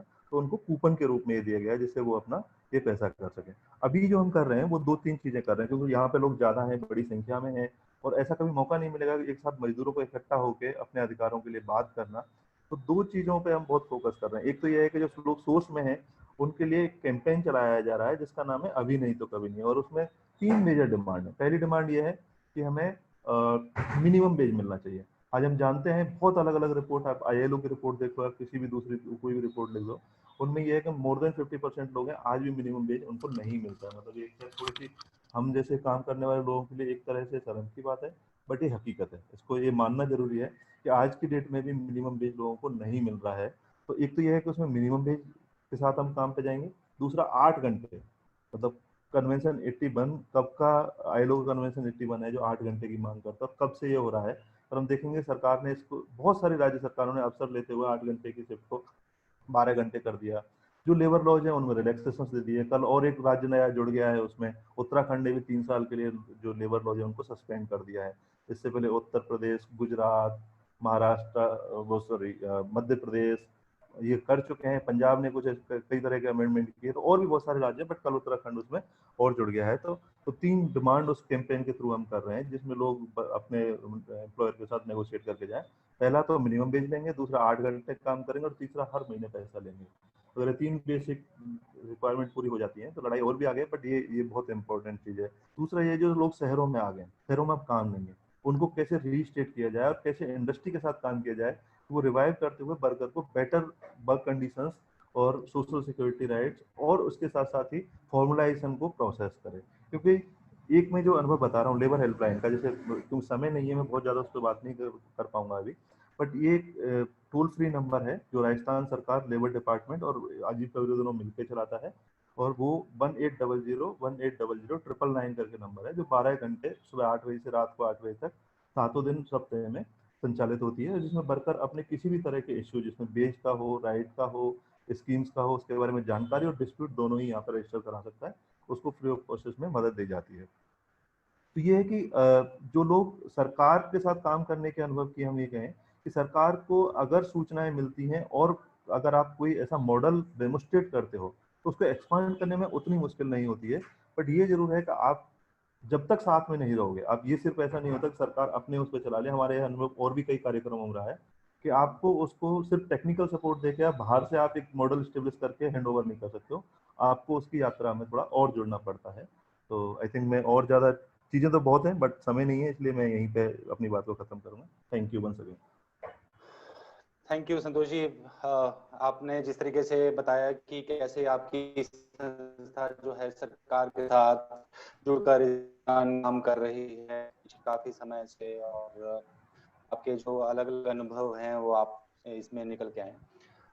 इसके बाद मैं जाना चाहूंगा अबो जी के पास। अबो जी, अगर आप हमारे पार्टिसिपेंट्स को बता पाएं कि क्योंकि बिहार जैसे स्टेट में कहा जाता है कि जो भी स्कीम्स हैं, जो भी योजनाएं हैं, उनको इम्प्लीमेंटेशन करना काफी सरकार के लिए चैलेंजेस रहता है। तो आपका क्या अनुभव रहा है कि कोविड-19 के दौरान आपकी संस्था, जिसमें आप प्रोजेक्ट पोटेंशियल में एज ए को फाउंडर भी आप हैं, तो आपका क्या अनुभव रहा है, और सरकार के साथ अगर आपका कोई इंटरेक्शन रहा है, कैसे, अगर कोई चैलेंज रहा है तो प्लीज वो भी आप हमारे पार्टिसिपेंट्स के साथ शेयर करिए। अगर आपने उस दौरान कुछ, अगर आपने उसको, उसके समाधान के तौर पर भी आपकी संस्था ने कुछ पहल की है तो वो भी आप हमारे साथ जरूर शेयर करिए। जी जी बिल्कुल बिल्कुल। सबसे पहले मैं इंद्रेश जी आपका और सीपीआर टीम और एआई टीम सभी का आभार प्रकट करना चाहूँगा, क्योंकि एक अच्छा मंच तैयार किया आप लोगों ने। और जब हम लोग कहते हैं कि अपने सीख को, अपने लर्निंग्स को और एक दूसरे से शेयर करते हैं, साझा करते हैं, तो ज़्यादा खुद भी सीखते हैं और काम में को आगे बढ़ाने में भी बेहतर मौका मिलता है। तो वो अभी यहाँ पे हो रहा है। मैं सबसे थोड़ा सा मैं अपनी संस्था के विषय में बताना चाहूँगा। मेरा नाम अबोध कुमार है और मैं बिहार का ही रहने वाला हूँ। और जैसा कि इंद्र जी ने बताया, संस्था की शुरुआत करने में हम लोगों ने सहयोग किया है, और हमारी संस्था बिहार के किशनगंज जिले में काम करती है, और बिल्कुल गांव में, ग्रास रूट लेवल पे गांव के लोगों के साथ मिलकर काम करना। हमारा विजन है कि हम ग्रामीण समुदाय को इस रूप से सशक्त बना पाए कि वो अपनी चुनौतियों का, अपनी समस्याओं का समाधान सरकार के साथ मिलकर के स्वयं कर पाए। ये हमारा विजन है, और इसको लेकर के हम लोग शिक्षा हो, स्वास्थ्य हो, रोजगार हो, अलग अलग मुद्दों पे काम कर रहे हैं। तो ये हमारी संस्था का परिचय है। जैसे ही बात करते हैं कि जब ये कोविड-19 का दौर शुरू हुआ, सबके लिए, हमारे लिए भी और हमारे लोगों के लिए भी काम कैसे आगे बढ़ाए, ये एक बहुत बड़ी चुनौती के रूप में आया था, क्योंकि सब लोग, हमारे काफी लोग इधर उधर फंस भी गए हुए थे, और कुछ लोग ही गांव में या फिर हमारे टीम के साथ रुके हुए थे। तो चुनौती थी कि काम को कैसे शुरू करें, काम को कैसे आगे बढ़ाएं और क्या करें, क्योंकि जो हमारे पुराने एजुकेशन वाले प्रोजेक्ट चल रहे थे, जो अवेयरनेस का प्रोजेक्ट चल रहा था, वो सब कहीं ना कहीं रुक सा गया था। तो इनोवेशन करने की जरूरत थी अपने प्रोजेक्ट में, और सब जगह बंद है तो फिर उसको कैसे बंदी में कैसे काम करे, इस पे भी इनोवेशन करने की जरूरत थी। क्या बेहतर हम लोग को सपोर्ट मिला, सबसे पहली बात, क्योंकि जो हम लोगों ने पिछले 8 साल से काम किया था, तो यहाँ पे सरकार के साथ और समुदाय में जो लोकल यूथ या सामुदायिक सोशल लीडर थे, उनके साथ एक बेहतर रिश्ता, ये बहुत ही महत्वपूर्ण भूमिका निभाई। हम लोग जो कर पाए, इसके बारे में मैं बताऊंगा, इसको शुरू करने में, इसको आगे बढ़ाने में। अगर सरकार के साथ हमारा पहले से रिश्ता स्ट्रांग नहीं होता, समुदाय के साथ वो विश्वास स्ट्रांग नहीं होता, तो बहुत मुश्किल होती कुछ भी करने में। तो ये हम लोग कर पाए। हम लोगों ने क्या क्या सोचा, क्योंकि जैसा कि बोल रहे हैं कि सरकार, समुदाय के लिए काम करना हो और सरकार के साथ नहीं कर रहे हैं, तो सुनने में भी थोड़ा अजीब लगता है, कि क्योंकि पहुंच तो सरकार की है सब जगह, और आप भी समुदाय के साथ, पहुंच के साथ काम करना चाह रहे हैं, तो सरकार के साथ मिलकर काम करना ही एक बेहतर रास्ता होगा। तो हम लोगों ने पहले कम्युनिटी के लोगों का नीड देखा, जरूरत, अभी शिक्षा की जरूरत शायद नहीं थी, मेन जो लोगों के रिक्वेस्ट हमारे पास आ रहे थे वो सबसे बड़ी जरूरत थी कि उनके, क्योंकि सब लोग, ज्यादातर लोग ईटा भट्टा में काम करने वाले लोग थे, टी गार्डन में काम करने वाले लोग, और छोटे छोटे मजदूर जो खेतों में काम करते थे। मैक्सिमम लोगों का काम बंद, तो उनके खाने पीने की सबसे बड़ी दिक्कत आ गई थी, और वही रिक्वेस्ट, वही अनुरोध बार बार हमारी संस्था के पास आ रहा था कि आप इसमें मदद कीजिए, अभी इससे मदद कीजिए।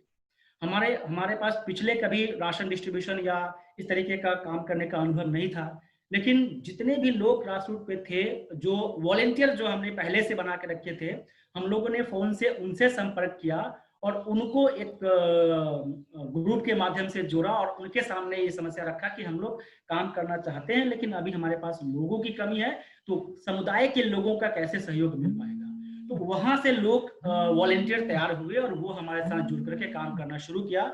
हम लोगों ने मुख्य रूप से स्टार्ट किया जागरूकता से, जैसे कि हमारे पास पहले से एक थिएटर की टीम है जो थिएटर इन एजुकेशन पे काम करती है और अवेयरनेस पे भी काम करती है, गांव में जाकर के नुक्कड़ नाटक के माध्यम से। और मेरा खुद का भी बैकग्राउंड थिएटर से जुड़ा हुआ था, तो वो टीम हम लोग ने तैयार किया है और वो पिछले 2 साल से काम कर रही थी। लेकिन चैलेंज ये थी कि अभी नाटक आप कम्युनिटी में जाके कर नहीं सकते हैं, क्योंकि कम्युनिटी में आप नाटक करेंगे तो लोग भीड़ लगेगा और सोशल डिस्टेंसिंग खत्म हो जाएगा। तो कैसे आप, और अभी जरूरत थी लोगों को कोविड-19 के विषय में किस तरीके से वो सेफ, सुरक्षित रूप से रह सकते हैं, इसके विषय में जानने की। तो हम लोगों ने अवेयरनेस वाले काम के रूप ढांचा को चेंज किया और उसको एक रेडियो नाटक के रूप में तैयार किया। अपनी टीम को बोला कि हम लोग नाटक करेंगे लेकिन एक गाड़ी के अंदर से करेंगे, और जिस तरीके से रेडियो पे लोग बोलते हैं और बाकी लोग सुनते हैं, तो उस तरीके से एक माइक लगा होगा, हमारे लोग अंदर में ही रोल प्ले करेंगे और गाड़ी के ऊपर में माइक लगा है और स्पीकर लगा हुआ है और पूरे गांव के लोग उस नाटक को सुनेंगे, जिसमें गाने भी हो रहे हैं, गीत भी हो रहे हैं और नाटक भी हो रहा है, और पूरा बेस्ड है कोविड-19 के बचाव से, कैसे हम सुरक्षित रहें, मास्क क्यों जरूरी है, हैंड वॉश क्यों जरूरी है, कैसे हम सोशल डिस्टेंसिंग बनाए रख सकते हैं, और कितना महत्वपूर्ण है अभी के समय में इसको पालन करना है, नई आदत को बनाना। तो इन सब चीजों पर आधारित स्क्रिप्ट हम लोग ने तैयार किया, प्रैक्टिस किया, और फिर रेडियो नाटक के माध्यम से हम लोग लगभग 500 गांव में, 500 विलेजेस में जाकर के रेडियो नाटक हमने किया और कोविड-19 के बचाव से जुड़ा हुआ लोगों को इसके बारे में बताया। तो ये जरूरत थी, ये इनडायरेक्ट नीड थी जो हमें दिख रही थी कि लोगों के पास गांव में जब हम लोग जाते थे तो सोशल डिस्टेंसिंग पालन नहीं हो पा रहा था। तो नीड देखी कि यहाँ पे करने की जरूरत है। लोग भले नहीं बोल रहे हैं कि हाँ ये जरूरी नहीं है, लेकिन दिख रहा था कि सोशल डिस्टेंसिंग पालन नहीं हो पा रहा है। तो हमें ये प्ले तैयार करना पड़ा और हमको इसको लेकर के गांव में जाना पड़ा, और ये हम लोगों ने किया और इसके अच्छे परिणाम भी रहे। और कई जगह पे जब हम लोग प्ले करते थे तो वहीं पे अगर लोग जमा है तो तुरंत जैसे ही नाटक हो रहा था तो लोग सुनने के बाद धीरे धीरे वहां से अपने अपने घर वापस चले जाते थे। ये एट ए टाइम हम लोग को उसका प्रभाव दिख रहा था। तो ये हमने किया रेडियो नाटक के माध्यम से। एंड दूसरा जो बड़ा काम हम लोगों ने किया, हम लोगों ने 40,000 लोगों तक राशन पहुंचाया सरकार के साथ मिल करके, क्योंकि जो सरकार के जो मेंबर हैं और जीविका के साथ के जीविका जो बिहार सरकार की जो संस्था है उसके साथ मिल करके भी उनके तरफ से हमें लोकेशन प्रोवाइड किए जाते थे कि जहाँ पे जरूरत है वहाँ पे जरूरत है, आप वहाँ जाकर के लोगों को सपोर्ट कीजिए। तो हम लोगों ने इसमें भी इनोवेशन किया। पहले शुरुआत में हम लोग राशन किट बना करके डायरेक्ट घर घर जाके पहुंचाते थे, लेकिन शुरुआती ही लगभग 15-20 दिनों में हमें लगा कि ये बहुत सेफ्टी इसमें पालन करना बड़ा मुश्किल हो रहा था। तो हम लोगों ने इसमें नया रूप क्या बनाया, हमने कूपन सिस्टम शुरू किया। हमने अपनी संस्था के माध्यम से एक अपना कूपन शुरू किया और गांव में ही वॉलेंटियर के सहयोग से, जो वॉलेंटियर हमारे गांव में पहले से बने हुए थे, उनके सहयोग से राशन दुकानदार से कांटेक्ट किया कि हमने उनको कहा कि आप अपने गांव में जो भी नीडी लोग जिसके बारे में हमारे वॉलेंटियर आपको बताएंगे कि इनको राशन की जरूरत है, इनका खाना बंद है, उनको आप राशन देंगे। और राशन कैसे देंगे, वो आपको कूपन ला के देंगे। उस कूपन में जितनी भी राशन की मात्रा लिखी हुई है, इतना राशन आप प्रोवाइड करेंगे उस व्यक्ति को, और उसके बदले में पेमेंट हम आपको यहाँ से ऑनलाइन आपके जो राशन दुकानदार जिनका अपना अकाउंट होगा हम उसमें पेमेंट करेंगे। तो इस तरीके से 50 दुकानदारों से हम लोगों ने अलग अलग 50 गाँव में राशन दुकानदारों से कांटेक्ट किया, उनसे ऑनलाइन एग्रीमेंट करवाया और जो लोकल वॉलेंटियर थे उन तक हम कूपन, यहाँ से ब्लाइंड कूपन पहुंचा रहे थे, और वो अपने गांव में सर्वे करके जिनको राशन की नीड थी वो अपने, क्योंकि वॉलेंटियर उसी गांव के हैं तो उनको ज्यादा पहचान था कि किनको नीड है, किसको जरूरत है, किनका खाना बंद है, तो उन लोगों को कूपन भर करके वो व्यक्ति को पहुंचा रहे थे, और व्यक्ति एक एक करके फिर सोशल डिस्टेंसिंग के साथ वो दुकान जाके अपना कूपन जमा किया दुकानदार के पास, और वहां से राशन लेकर के वो वापस अपने घर जाके खाना खा पा रहे थे। तो ये काम हम लोगों ने लगभग 40,000 लोगों तक ये राशन पहुंचाया। मास्क भी हम लोगों ने अपने जो हमारे वॉलंटियर थे उनके माध्यम से बना करके जितना संभव हो पाया वो डिस्ट्रीब्यूट किया। सैनिटाइजर भी खरीद के ही हमें, क्योंकि हमारे पास अपना बनाने का कोई साधन नहीं था, तो कुछ फंडर्स ने हमें उसके लिए सपोर्ट किया था, तो हम वो भी वॉलंटियर तक और कुछ लोगों तक पहुंचा पाए, ये काम किया। अभी के मैं एक चीज और इसमें जोड़ना चाहूंगा, हमारे यहाँ कोविड-19 की प्रॉब्लम तो है ही, लेकिन उसके साथ साथ बाढ़ की भी स्थिति बनी हुई है। अभी तो पूरा बिहार में 12 जिले ऐसे हैं जो बाढ़ से प्रभावित हैं, और लोग वहाँ बाढ़ कोरोना के साथ साथ बाढ़ की समस्याओं से भी जूझ रहे हैं। तो हमारे किशनगंज में भी जिस ब्लॉक में हम लोग काम कर रहे हैं, यहाँ के लगभग 10 ऐसे गांव हैं जहाँ पे बाढ़ प्रभावित इलाके हैं, लोग गांव में पानी घुसा हुआ है। तो अभी हाल में लगातार कोविड उन लोगों को भी हम लोग राशन पहुंचा रहे हैं जो कोविड के साथ साथ बाढ़ से भी प्रभावित है। और एक और समस्या इसमें जोड़ रहा था कि हमारा इलाका नेपाल जो है वो नेपाल के काफी सटा हुआ है, बॉर्डर पे है, और होता क्या है कि काफी लोग ऐसे जो बॉर्डर के पास जो मजदूर है वो नेपाल में जाकर के काम करते थे, मजदूरी करते थे, क्योंकि नेपाल इंडिया का एक अपना अच्छा संबंध था, शुरुआत से ही संबंध बेहतर था, लोग जाके काम कर पा रहे थे और आ जा रहे थे।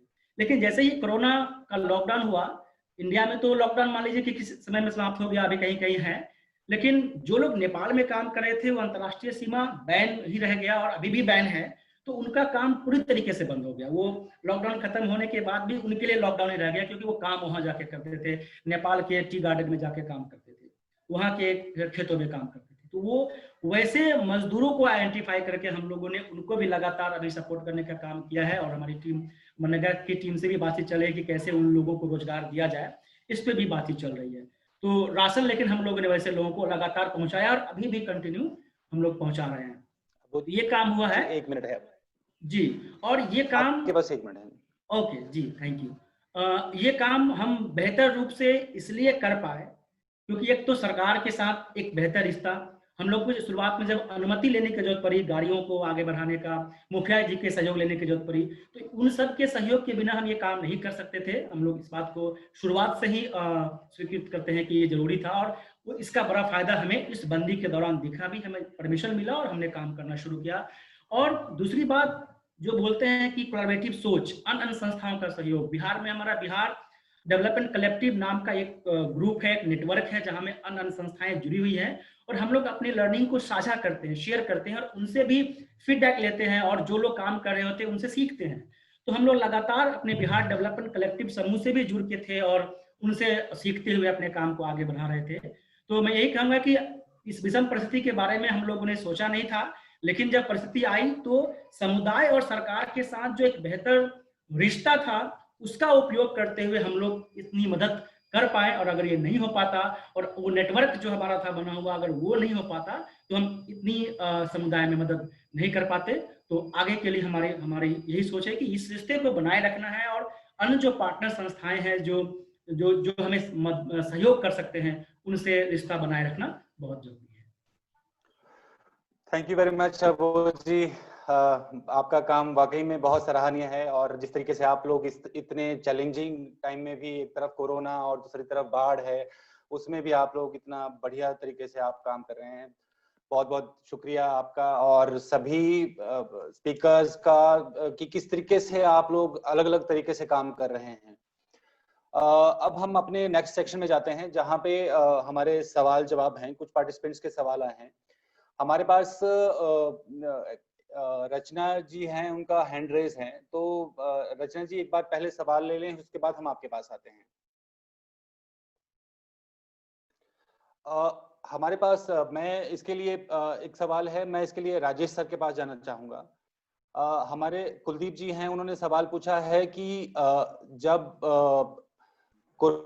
जब स्थिति खराब है और पॉजिटिव केसेस बढ़ रहे हैं, तो और लोग जो हैं इसको तवज्जो नहीं दे रहे हैं कि कोरोना के दौरान जब भी केसेस बढ़ रहे हैं, तो आज के समय में लोगों के लिए क्या कर सकते हैं ताकि लोग जागरूक रहें और हम इस कोरोना की चेन को तोड़ पाएं? तो राजेश सर, अगर आप इसका जवाब दे पाएं। तो ज्यादातर तो अवेयरनेस का ही काम है जो करते आ रहे हैं, और उसी पे ही अभी भी ऑब्वियसली थोड़ा फोकस तो कम हुआ है, क्योंकि बाकी चीज़ों में जो हमारे रूटीन के काम हैं उसमें भी लोग लगे हैं। तो रिलीफ का काम भी चला है, तो इस कारण से पहले जितना फोकस तो नहीं रहा है। बट ये एक चैलेंज तो है, ये मैं मानता हूँ। ये चैलेंज सिर्फ हमारे फील्ड एरिया, हमारी कम्युनिटी में ही नहीं है। ये चैलेंज आई थिंक सभी जगह पे ऑलमोस्ट कम ज़्यादा डिग्री के साथ है, जहाँ पे हम देख रहे हैं कि लोग थोड़ा रिलैक्स हो गए हैं, उतना सोशल डिस्टेंसिंग का फोकस नहीं है, उतना मास्क पहनने का फोकस नहीं है। तो वो चैलेंज फील्ड में भी है, पर हम वही प्रयास करते हैं कि जहाँ भी हमें अवसर मिलता है तो उसमें लोगों को ये सारी बातें अब लोगों को पता तो हैं, तो उसको रीट्रेट करना। जैसे मैं बता रहा था कि अभी भी हमारे लोग नरेगा साइट पे जाके भी करते हैं, जो हमारी SHG की मीटिंग होती है वहाँ पे भी करते हैं। उसके अलावा तो मुझे नहीं लगता कि कोई हमारे पास ऐसे टूल्स हैं जिससे और ज़्यादा सेंसिटाइज कर सकें लोगों को। ऑब्वियसली अगर ज़्यादा रिसोर्सेज हों और टीम सिर्फ यही काम करे तो वो ज़्यादा किया जा सकता है, पर लोगों के मानने पर भी है। मुझे लग रहा है थोड़ा लोगों को लगने लगा है कि भाई अब ये कोरोना तो ऐसे ही चलेगा, हम तो अपनी रूटीन लाइफ में आए। और उस प्रक्रिया में हम देख रहे हैं अभी अलवर में दोबारा से लॉकडाउन लग गया है एक शहर के कोर एरिया में। उसका कारण यही है कि अलवर में केस बढ़ रहे हैं, सिटी में केस बहुत बढ़ रहे हैं, क्योंकि दुकानों पे पहले जैसी भीड़ भाड़ है। तो इस चक्कर में थोड़ी लोगों की मानसिकता ऐसी बनी है कि भाई ये तो ऐसे चलेगा और हम तो अपनी जिंदगी नॉर्मल जिए। Thank you.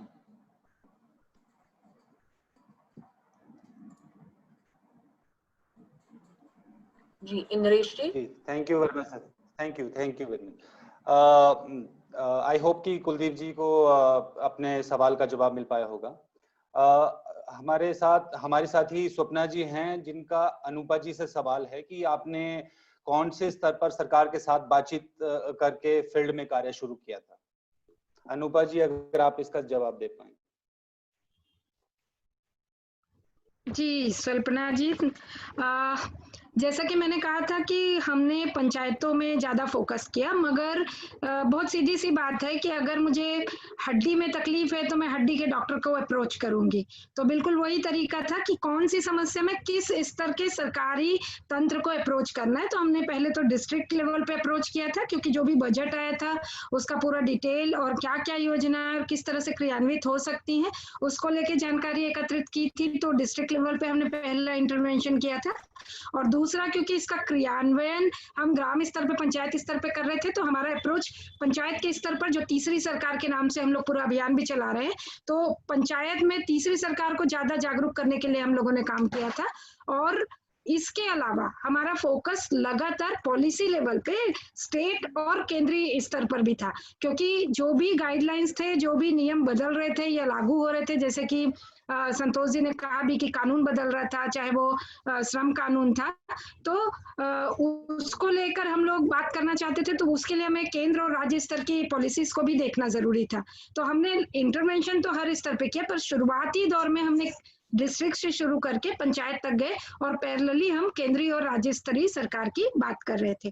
खासतौर पे आत्मनिर्भरता की बात थी, तो हम ये कह रहे थे कि सरकार ही जो कर रही है उसमें पब्लिक आत्मनिर्भर बनेगी। पर मुझे लग रहा है जो अभी एक सवाल इसके पहले भी था, उसको भी इससे मैं जोड़ना चाहती हूँ कि हमें ये समझना है कि अभी समस्या खत्म नहीं हुई है, अभी केवल एक दौर खत्म हुआ है।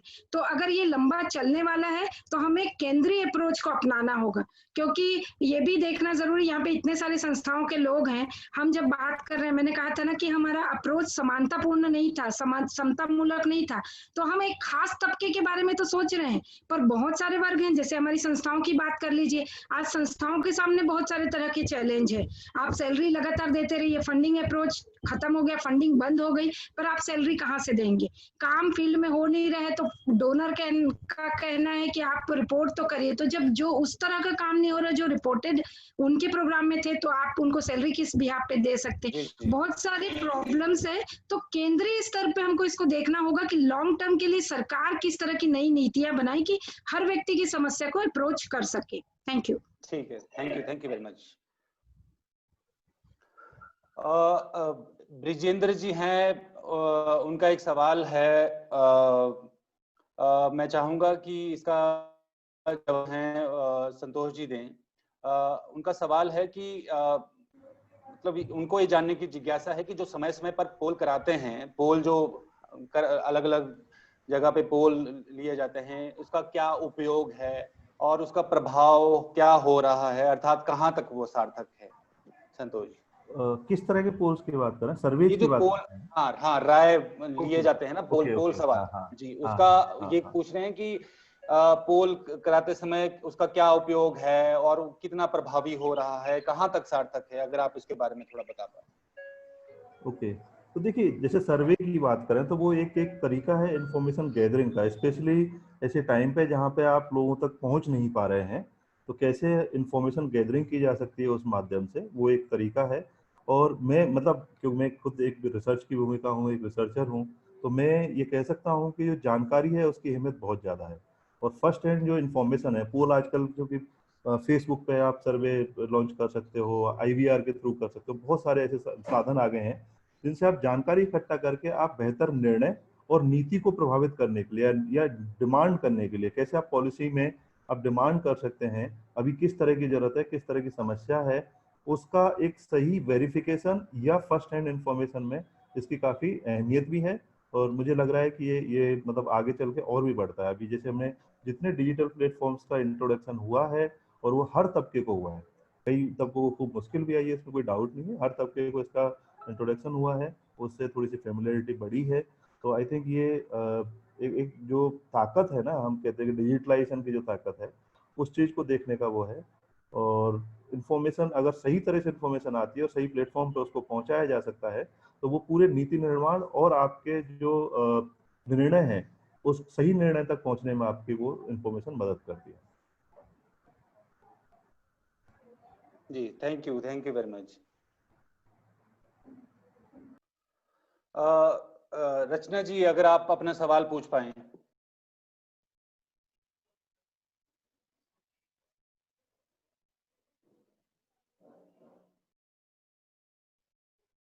हेलो रचना जी, आपका हैंड रेज है कि अगर आपका सवाल है तो प्लीज आप सवाल टाइप कर दीजिए। ये क्वेश्चन से ज्यादा मेरा थोड़ा शेयरिंग है जी।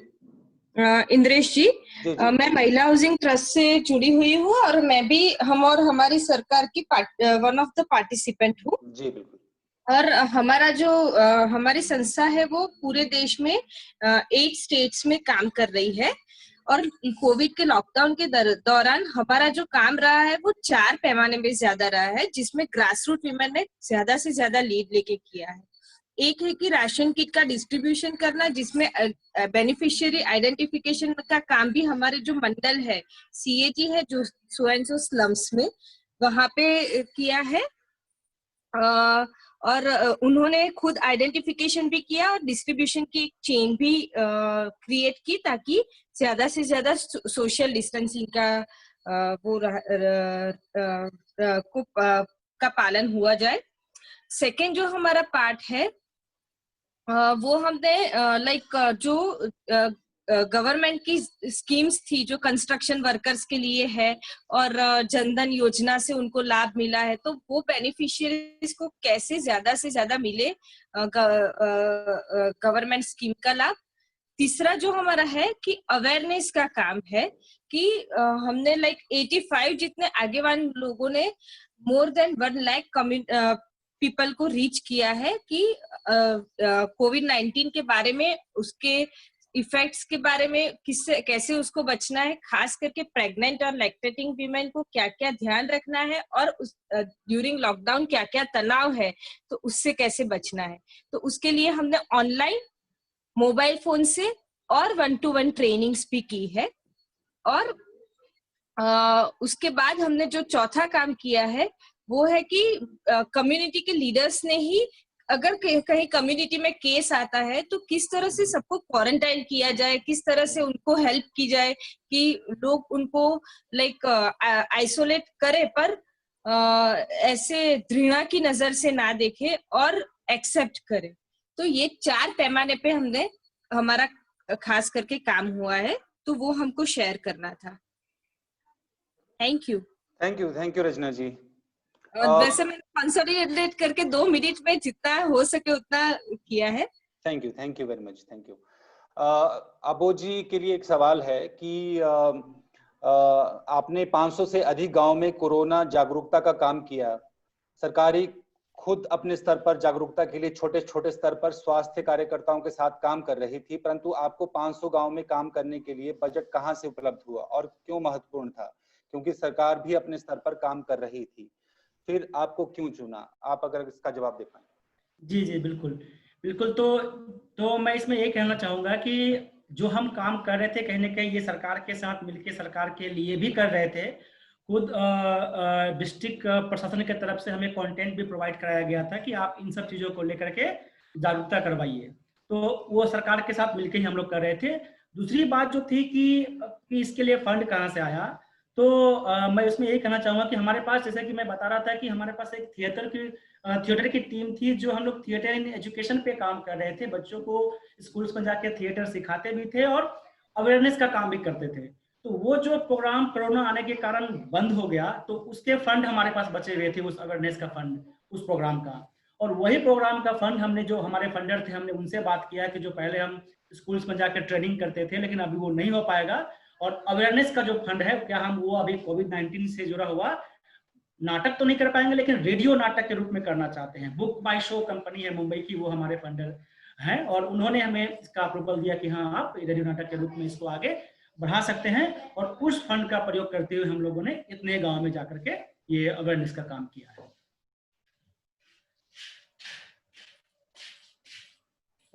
ओके, थैंक यू अबू जी। हमारे साथ सरस्वती सेवा भावी संस्था के साथी हैं, वो भी कुछ कहना चाह रहे हैं। हमारी संस्था ने महाराष्ट्र में जो काम किया है उसके बारे में बात करना चाहूंगा। आप प्लीज बोलिए। आप सर नमस्कार। सर सबको नमस्कार। हमारी संस्था को आपने जुड़ा दिया, इसलिए हम आपका पहले ही धन्यवाद अदा करते हैं। हमारी संस्था बीड डिस्ट्रिक्ट में काम करती है। बीड, जालना और औरंगाबाद में शासन के थ्रू एक 4000 फैमिली को हमने राशन किट अदा कर दिया, क्योंकि हमारा डिस्ट्रिक्ट जो है गन्ना काटने वाला पूरा माइग्रेशन एरिया है पूरा।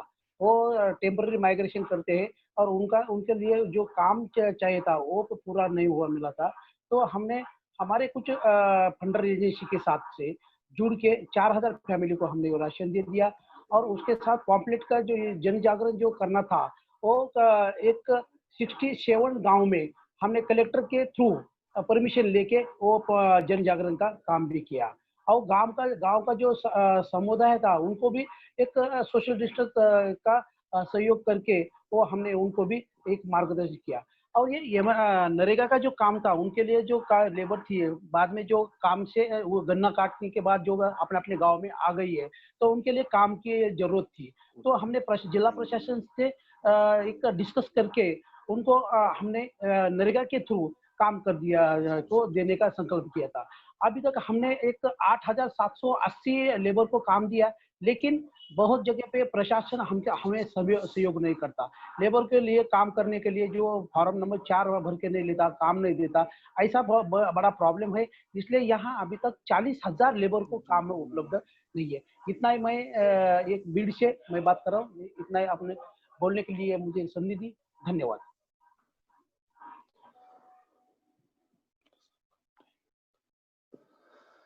Thank you very much. बस मेरा एक सवाल था विनोद सर से। अगर किसी का कोई सवाल नहीं तो मैं एक सवाल विनोद जी से पूछना चाहूंगा कि आपका इतना अनुभव रहा है सरकार के साथ काम करने का भी, और संस्थाओं में भी आपने बहुत काम किया है। क्या ऐसी चीजें हैं जो सरकार के साथ काम करने में एक चुनौतीपूर्ण रहती हैं संस्थाओं के लिए, और क्या चीजें हैं जो संस्थाओं को सरकार के साथ जुड़ते टाइम वो ध्यान में रखनी पड़ती हैं? अगर आप इसके बारे में थोड़ा बता पाएं। देखिए क्या है कि जो भी सरकार के साथ में हम लोग संबंध बनाते हैं या रिश्ते बनाते हैं, तो वो व्यक्ति विशेष आधारित ना रहे। अगर व्यक्ति विशेष आधारित रहेंगे, मान लीजिए आज आप किसी कलेक्टर से परिचित हैं, वो आपको अच्छा सपोर्ट कर रहा है, कल को अगर वो शिफ्ट हो जाते हैं या उनका ट्रांसफर हो जाता है, कोई नया कलेक्टर आता है, तो हो सकता है वो आपको अच्छा रिस्पांस ना करे। तो बेहतर होगा कि हमारी पहचान हमारे कामों से हो, तो उसको हम लंबे समय तक कंटिन्यू रख पाएंगे। और जो संबंध बनते हैं वो लगातार प्रयास से ही बनते हैं। और कोविड-19 ने एक बहुत बढ़िया अवसर दिया है। सरकार भी, हमारे सीएम भी, पीएम भी सब ये बोल रहे हैं कि इस काम में सहयोग के लिए एनजीओ की भूमिका सुनिश्चित की जाए। तो ये सभी एनजीओ के लिए मेरे ख्याल से एक अच्छा अवसर भी है सरकार के साथ में मित्रता कायम करने का। और जैसे पहले भी मैंने बोला है और मैं अभी भी बोलता हूँ कि देखिए, हम लोग एक सीमित संसाधन के साथ में और सीमित क्षेत्र में काम करते हैं। सरकार के पास में हमारा अस्तित्व इसीलिए ही है कि हम लोग कोई नया काम नहीं करते, हम वो ही काम करते हैं जो सरकार भी करती है। लेकिन कहीं ना कहीं सरकार के क्रियान्वयन में कहीं ना कहीं गैप है। हम उस गैप को फिल करने का काम करते हैं या उसको और बेहतर तरीके से करने का काम करते हैं। और सबसे अच्छी बात है कि हमारे पास कोई भी काम को इनोवेटिव तरीके से करने के बढ़िया अवसर हैं या आज़ादी है उसकी। तो जो भी काम हम करें तो उसको अगर बेहतर तरीके से करके और कुछ डेमोंस्ट्रेट करके अगर कन्विंस कराएंगे तो वो ज़्यादा अच्छी मजबूत संबंध बनाएगा। जी, thank you very much Vinod ji. Santosh Punia ji के लिए एक सवाल है कि जब सरकार ने हर फैमिली के लिए 3,000 रुपए निर्धारित किए, तो 1,500 रुपए के हिसाब से उनको क्यों दिए गए? मतलब थोड़ा अगर आप उसके यूज के बारे में बता पाएं। नहीं, ये सरकार का पैसा नहीं है, पहली बात तो ये है। और दूसरा ये है कि 3,000 रुपए दिए गए हैं, उनमें दो अलग अलग तरह की वो हैं कि अगर आप अपनी पूरी, हेलो जी सुन रहे। हाँ, तो अगर आप पूरा 1,500 रुपये, मतलब पूरा 3,000 रुपये कैश में होता और आप दूसरी जो उस पर खर्च कर देते, उसके पीछे जैसे मैंने कहा ना, एक सोच ये थी कि बहुत सारे लोगों ने अलग अलग जगह से उनकी लाइबिलिटीज हैं, ठीक है, लोन ले रखे हैं, अपने मतलब माइक्रो फाइनेंस कंपनी से लोन ले रखे हैं। तो उन लाइबिलिटी को पूरा नहीं करेंगे तो आजकल पूरा जो सिस्टम है वो आपकी क्रेडिट हिस्ट्री पे चलता है, ठीक है, वो सिविल पे चलता है। सिविल खराब हो गया, भले ही वो 500 रुपये के कारण हो, आपको किसी भी सिस्टम में, किसी भी जो फॉर्मल फाइनेंशियल जो सिस्टम है उसमें आपको लोन नहीं मिलेगा।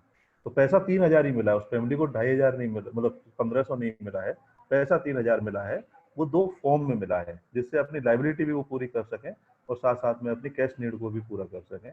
दूसरा, ये सरकारी पैसा नहीं है, ये फंड रेज किया गया है उन फैमिलीज की मदद करने के लिए। तो ये फिलैंथ्रोपिक और जो भी इंडिविजुअल डोनर है, CSR है, उसका पैसा है। सरकार की जो भी मदद है वो सरकार ने अपने तरीके से की है, वो कोई हमारे द्वारा थोड़ी कराएगी सरकार।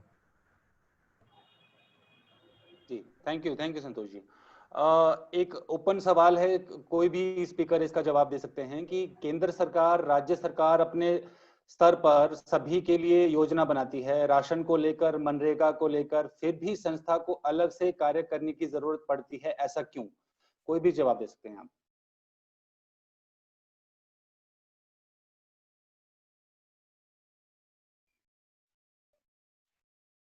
मैं ऐड करूं इसमें कुछ? मैं जी हाँ प्लीज करें। हाँ, तो देखिए, एक जैसे हम सब लोग नीति को अगर हम देखें, कोई भी योजना या नीति जो होती है उसकी एक मॉडलिटी होती है, ठीक है, कि वो कैसे इम्प्लीमेंट होगी।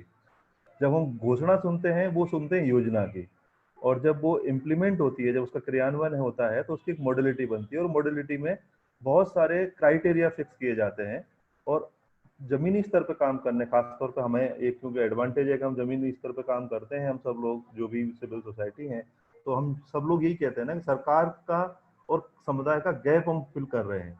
तो जो गैप है वो क्या है कि कई बार उस मॉडलिटी में ये लूप होल्स रह जाते हैं या कमियां रह जाती हैं कि जो अंतिम व्यक्ति है या जो जरूरतमंद व्यक्ति है वो कहीं ना कहीं उससे बाहर रह जाते हैं। अब मैं बताऊं उसका क्या, मैं कुछ उदाहरण बता रहा हूँ आपके, ठीक है, कि BOCW, building and other construction welfare board को सरकार ने कहा और श्रम मंत्रालय ने एक एडवाइजरी जारी की कि भाई आपके पास 32,000 करोड़ रुपए सेस का इकट्ठा है, तो आप कंस्ट्रक्शन वर्कर को मदद करो, ठीक है, आप उस फंड में से कुछ लोगों को मदद दो, क्योंकि लोग क्राइसिस में है, कंस्ट्रक्शन के काम बंद हो गए। तो अलग अलग स्टेटों ने उनकी घोषणाएं की, किसी ने 1000, किसी ने 1500, 1000 से लेकर 5000 तक की अलग अलग स्टेटों ने घोषणा की। अब जब वो घोषणा करने के बाद उसकी जो स्कीम को लॉन्च करने का समय आया, तो ज्यादातर जगह ये हुआ कि वहां पे माइग्रेंट वर्कर को एक्सक्लूड कर दिया गया।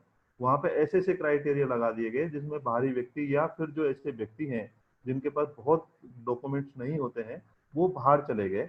और उसका दो उदाहरण में देता हूँ, एक गुजरात का देता हूँ। गुजरात ने क्या किया कि ये कर दिया कि जिसके पास BPL कार्ड होगा उसी को ये मदद मिलेगी, जबकि building and other construction welfare board है, वहाँ पे अलग रजिस्ट्रेशन है, वहाँ पे कोई क्राइटेरिया नहीं कि आप BPL हो या APL हो या आप किस कैटेगरी में हो।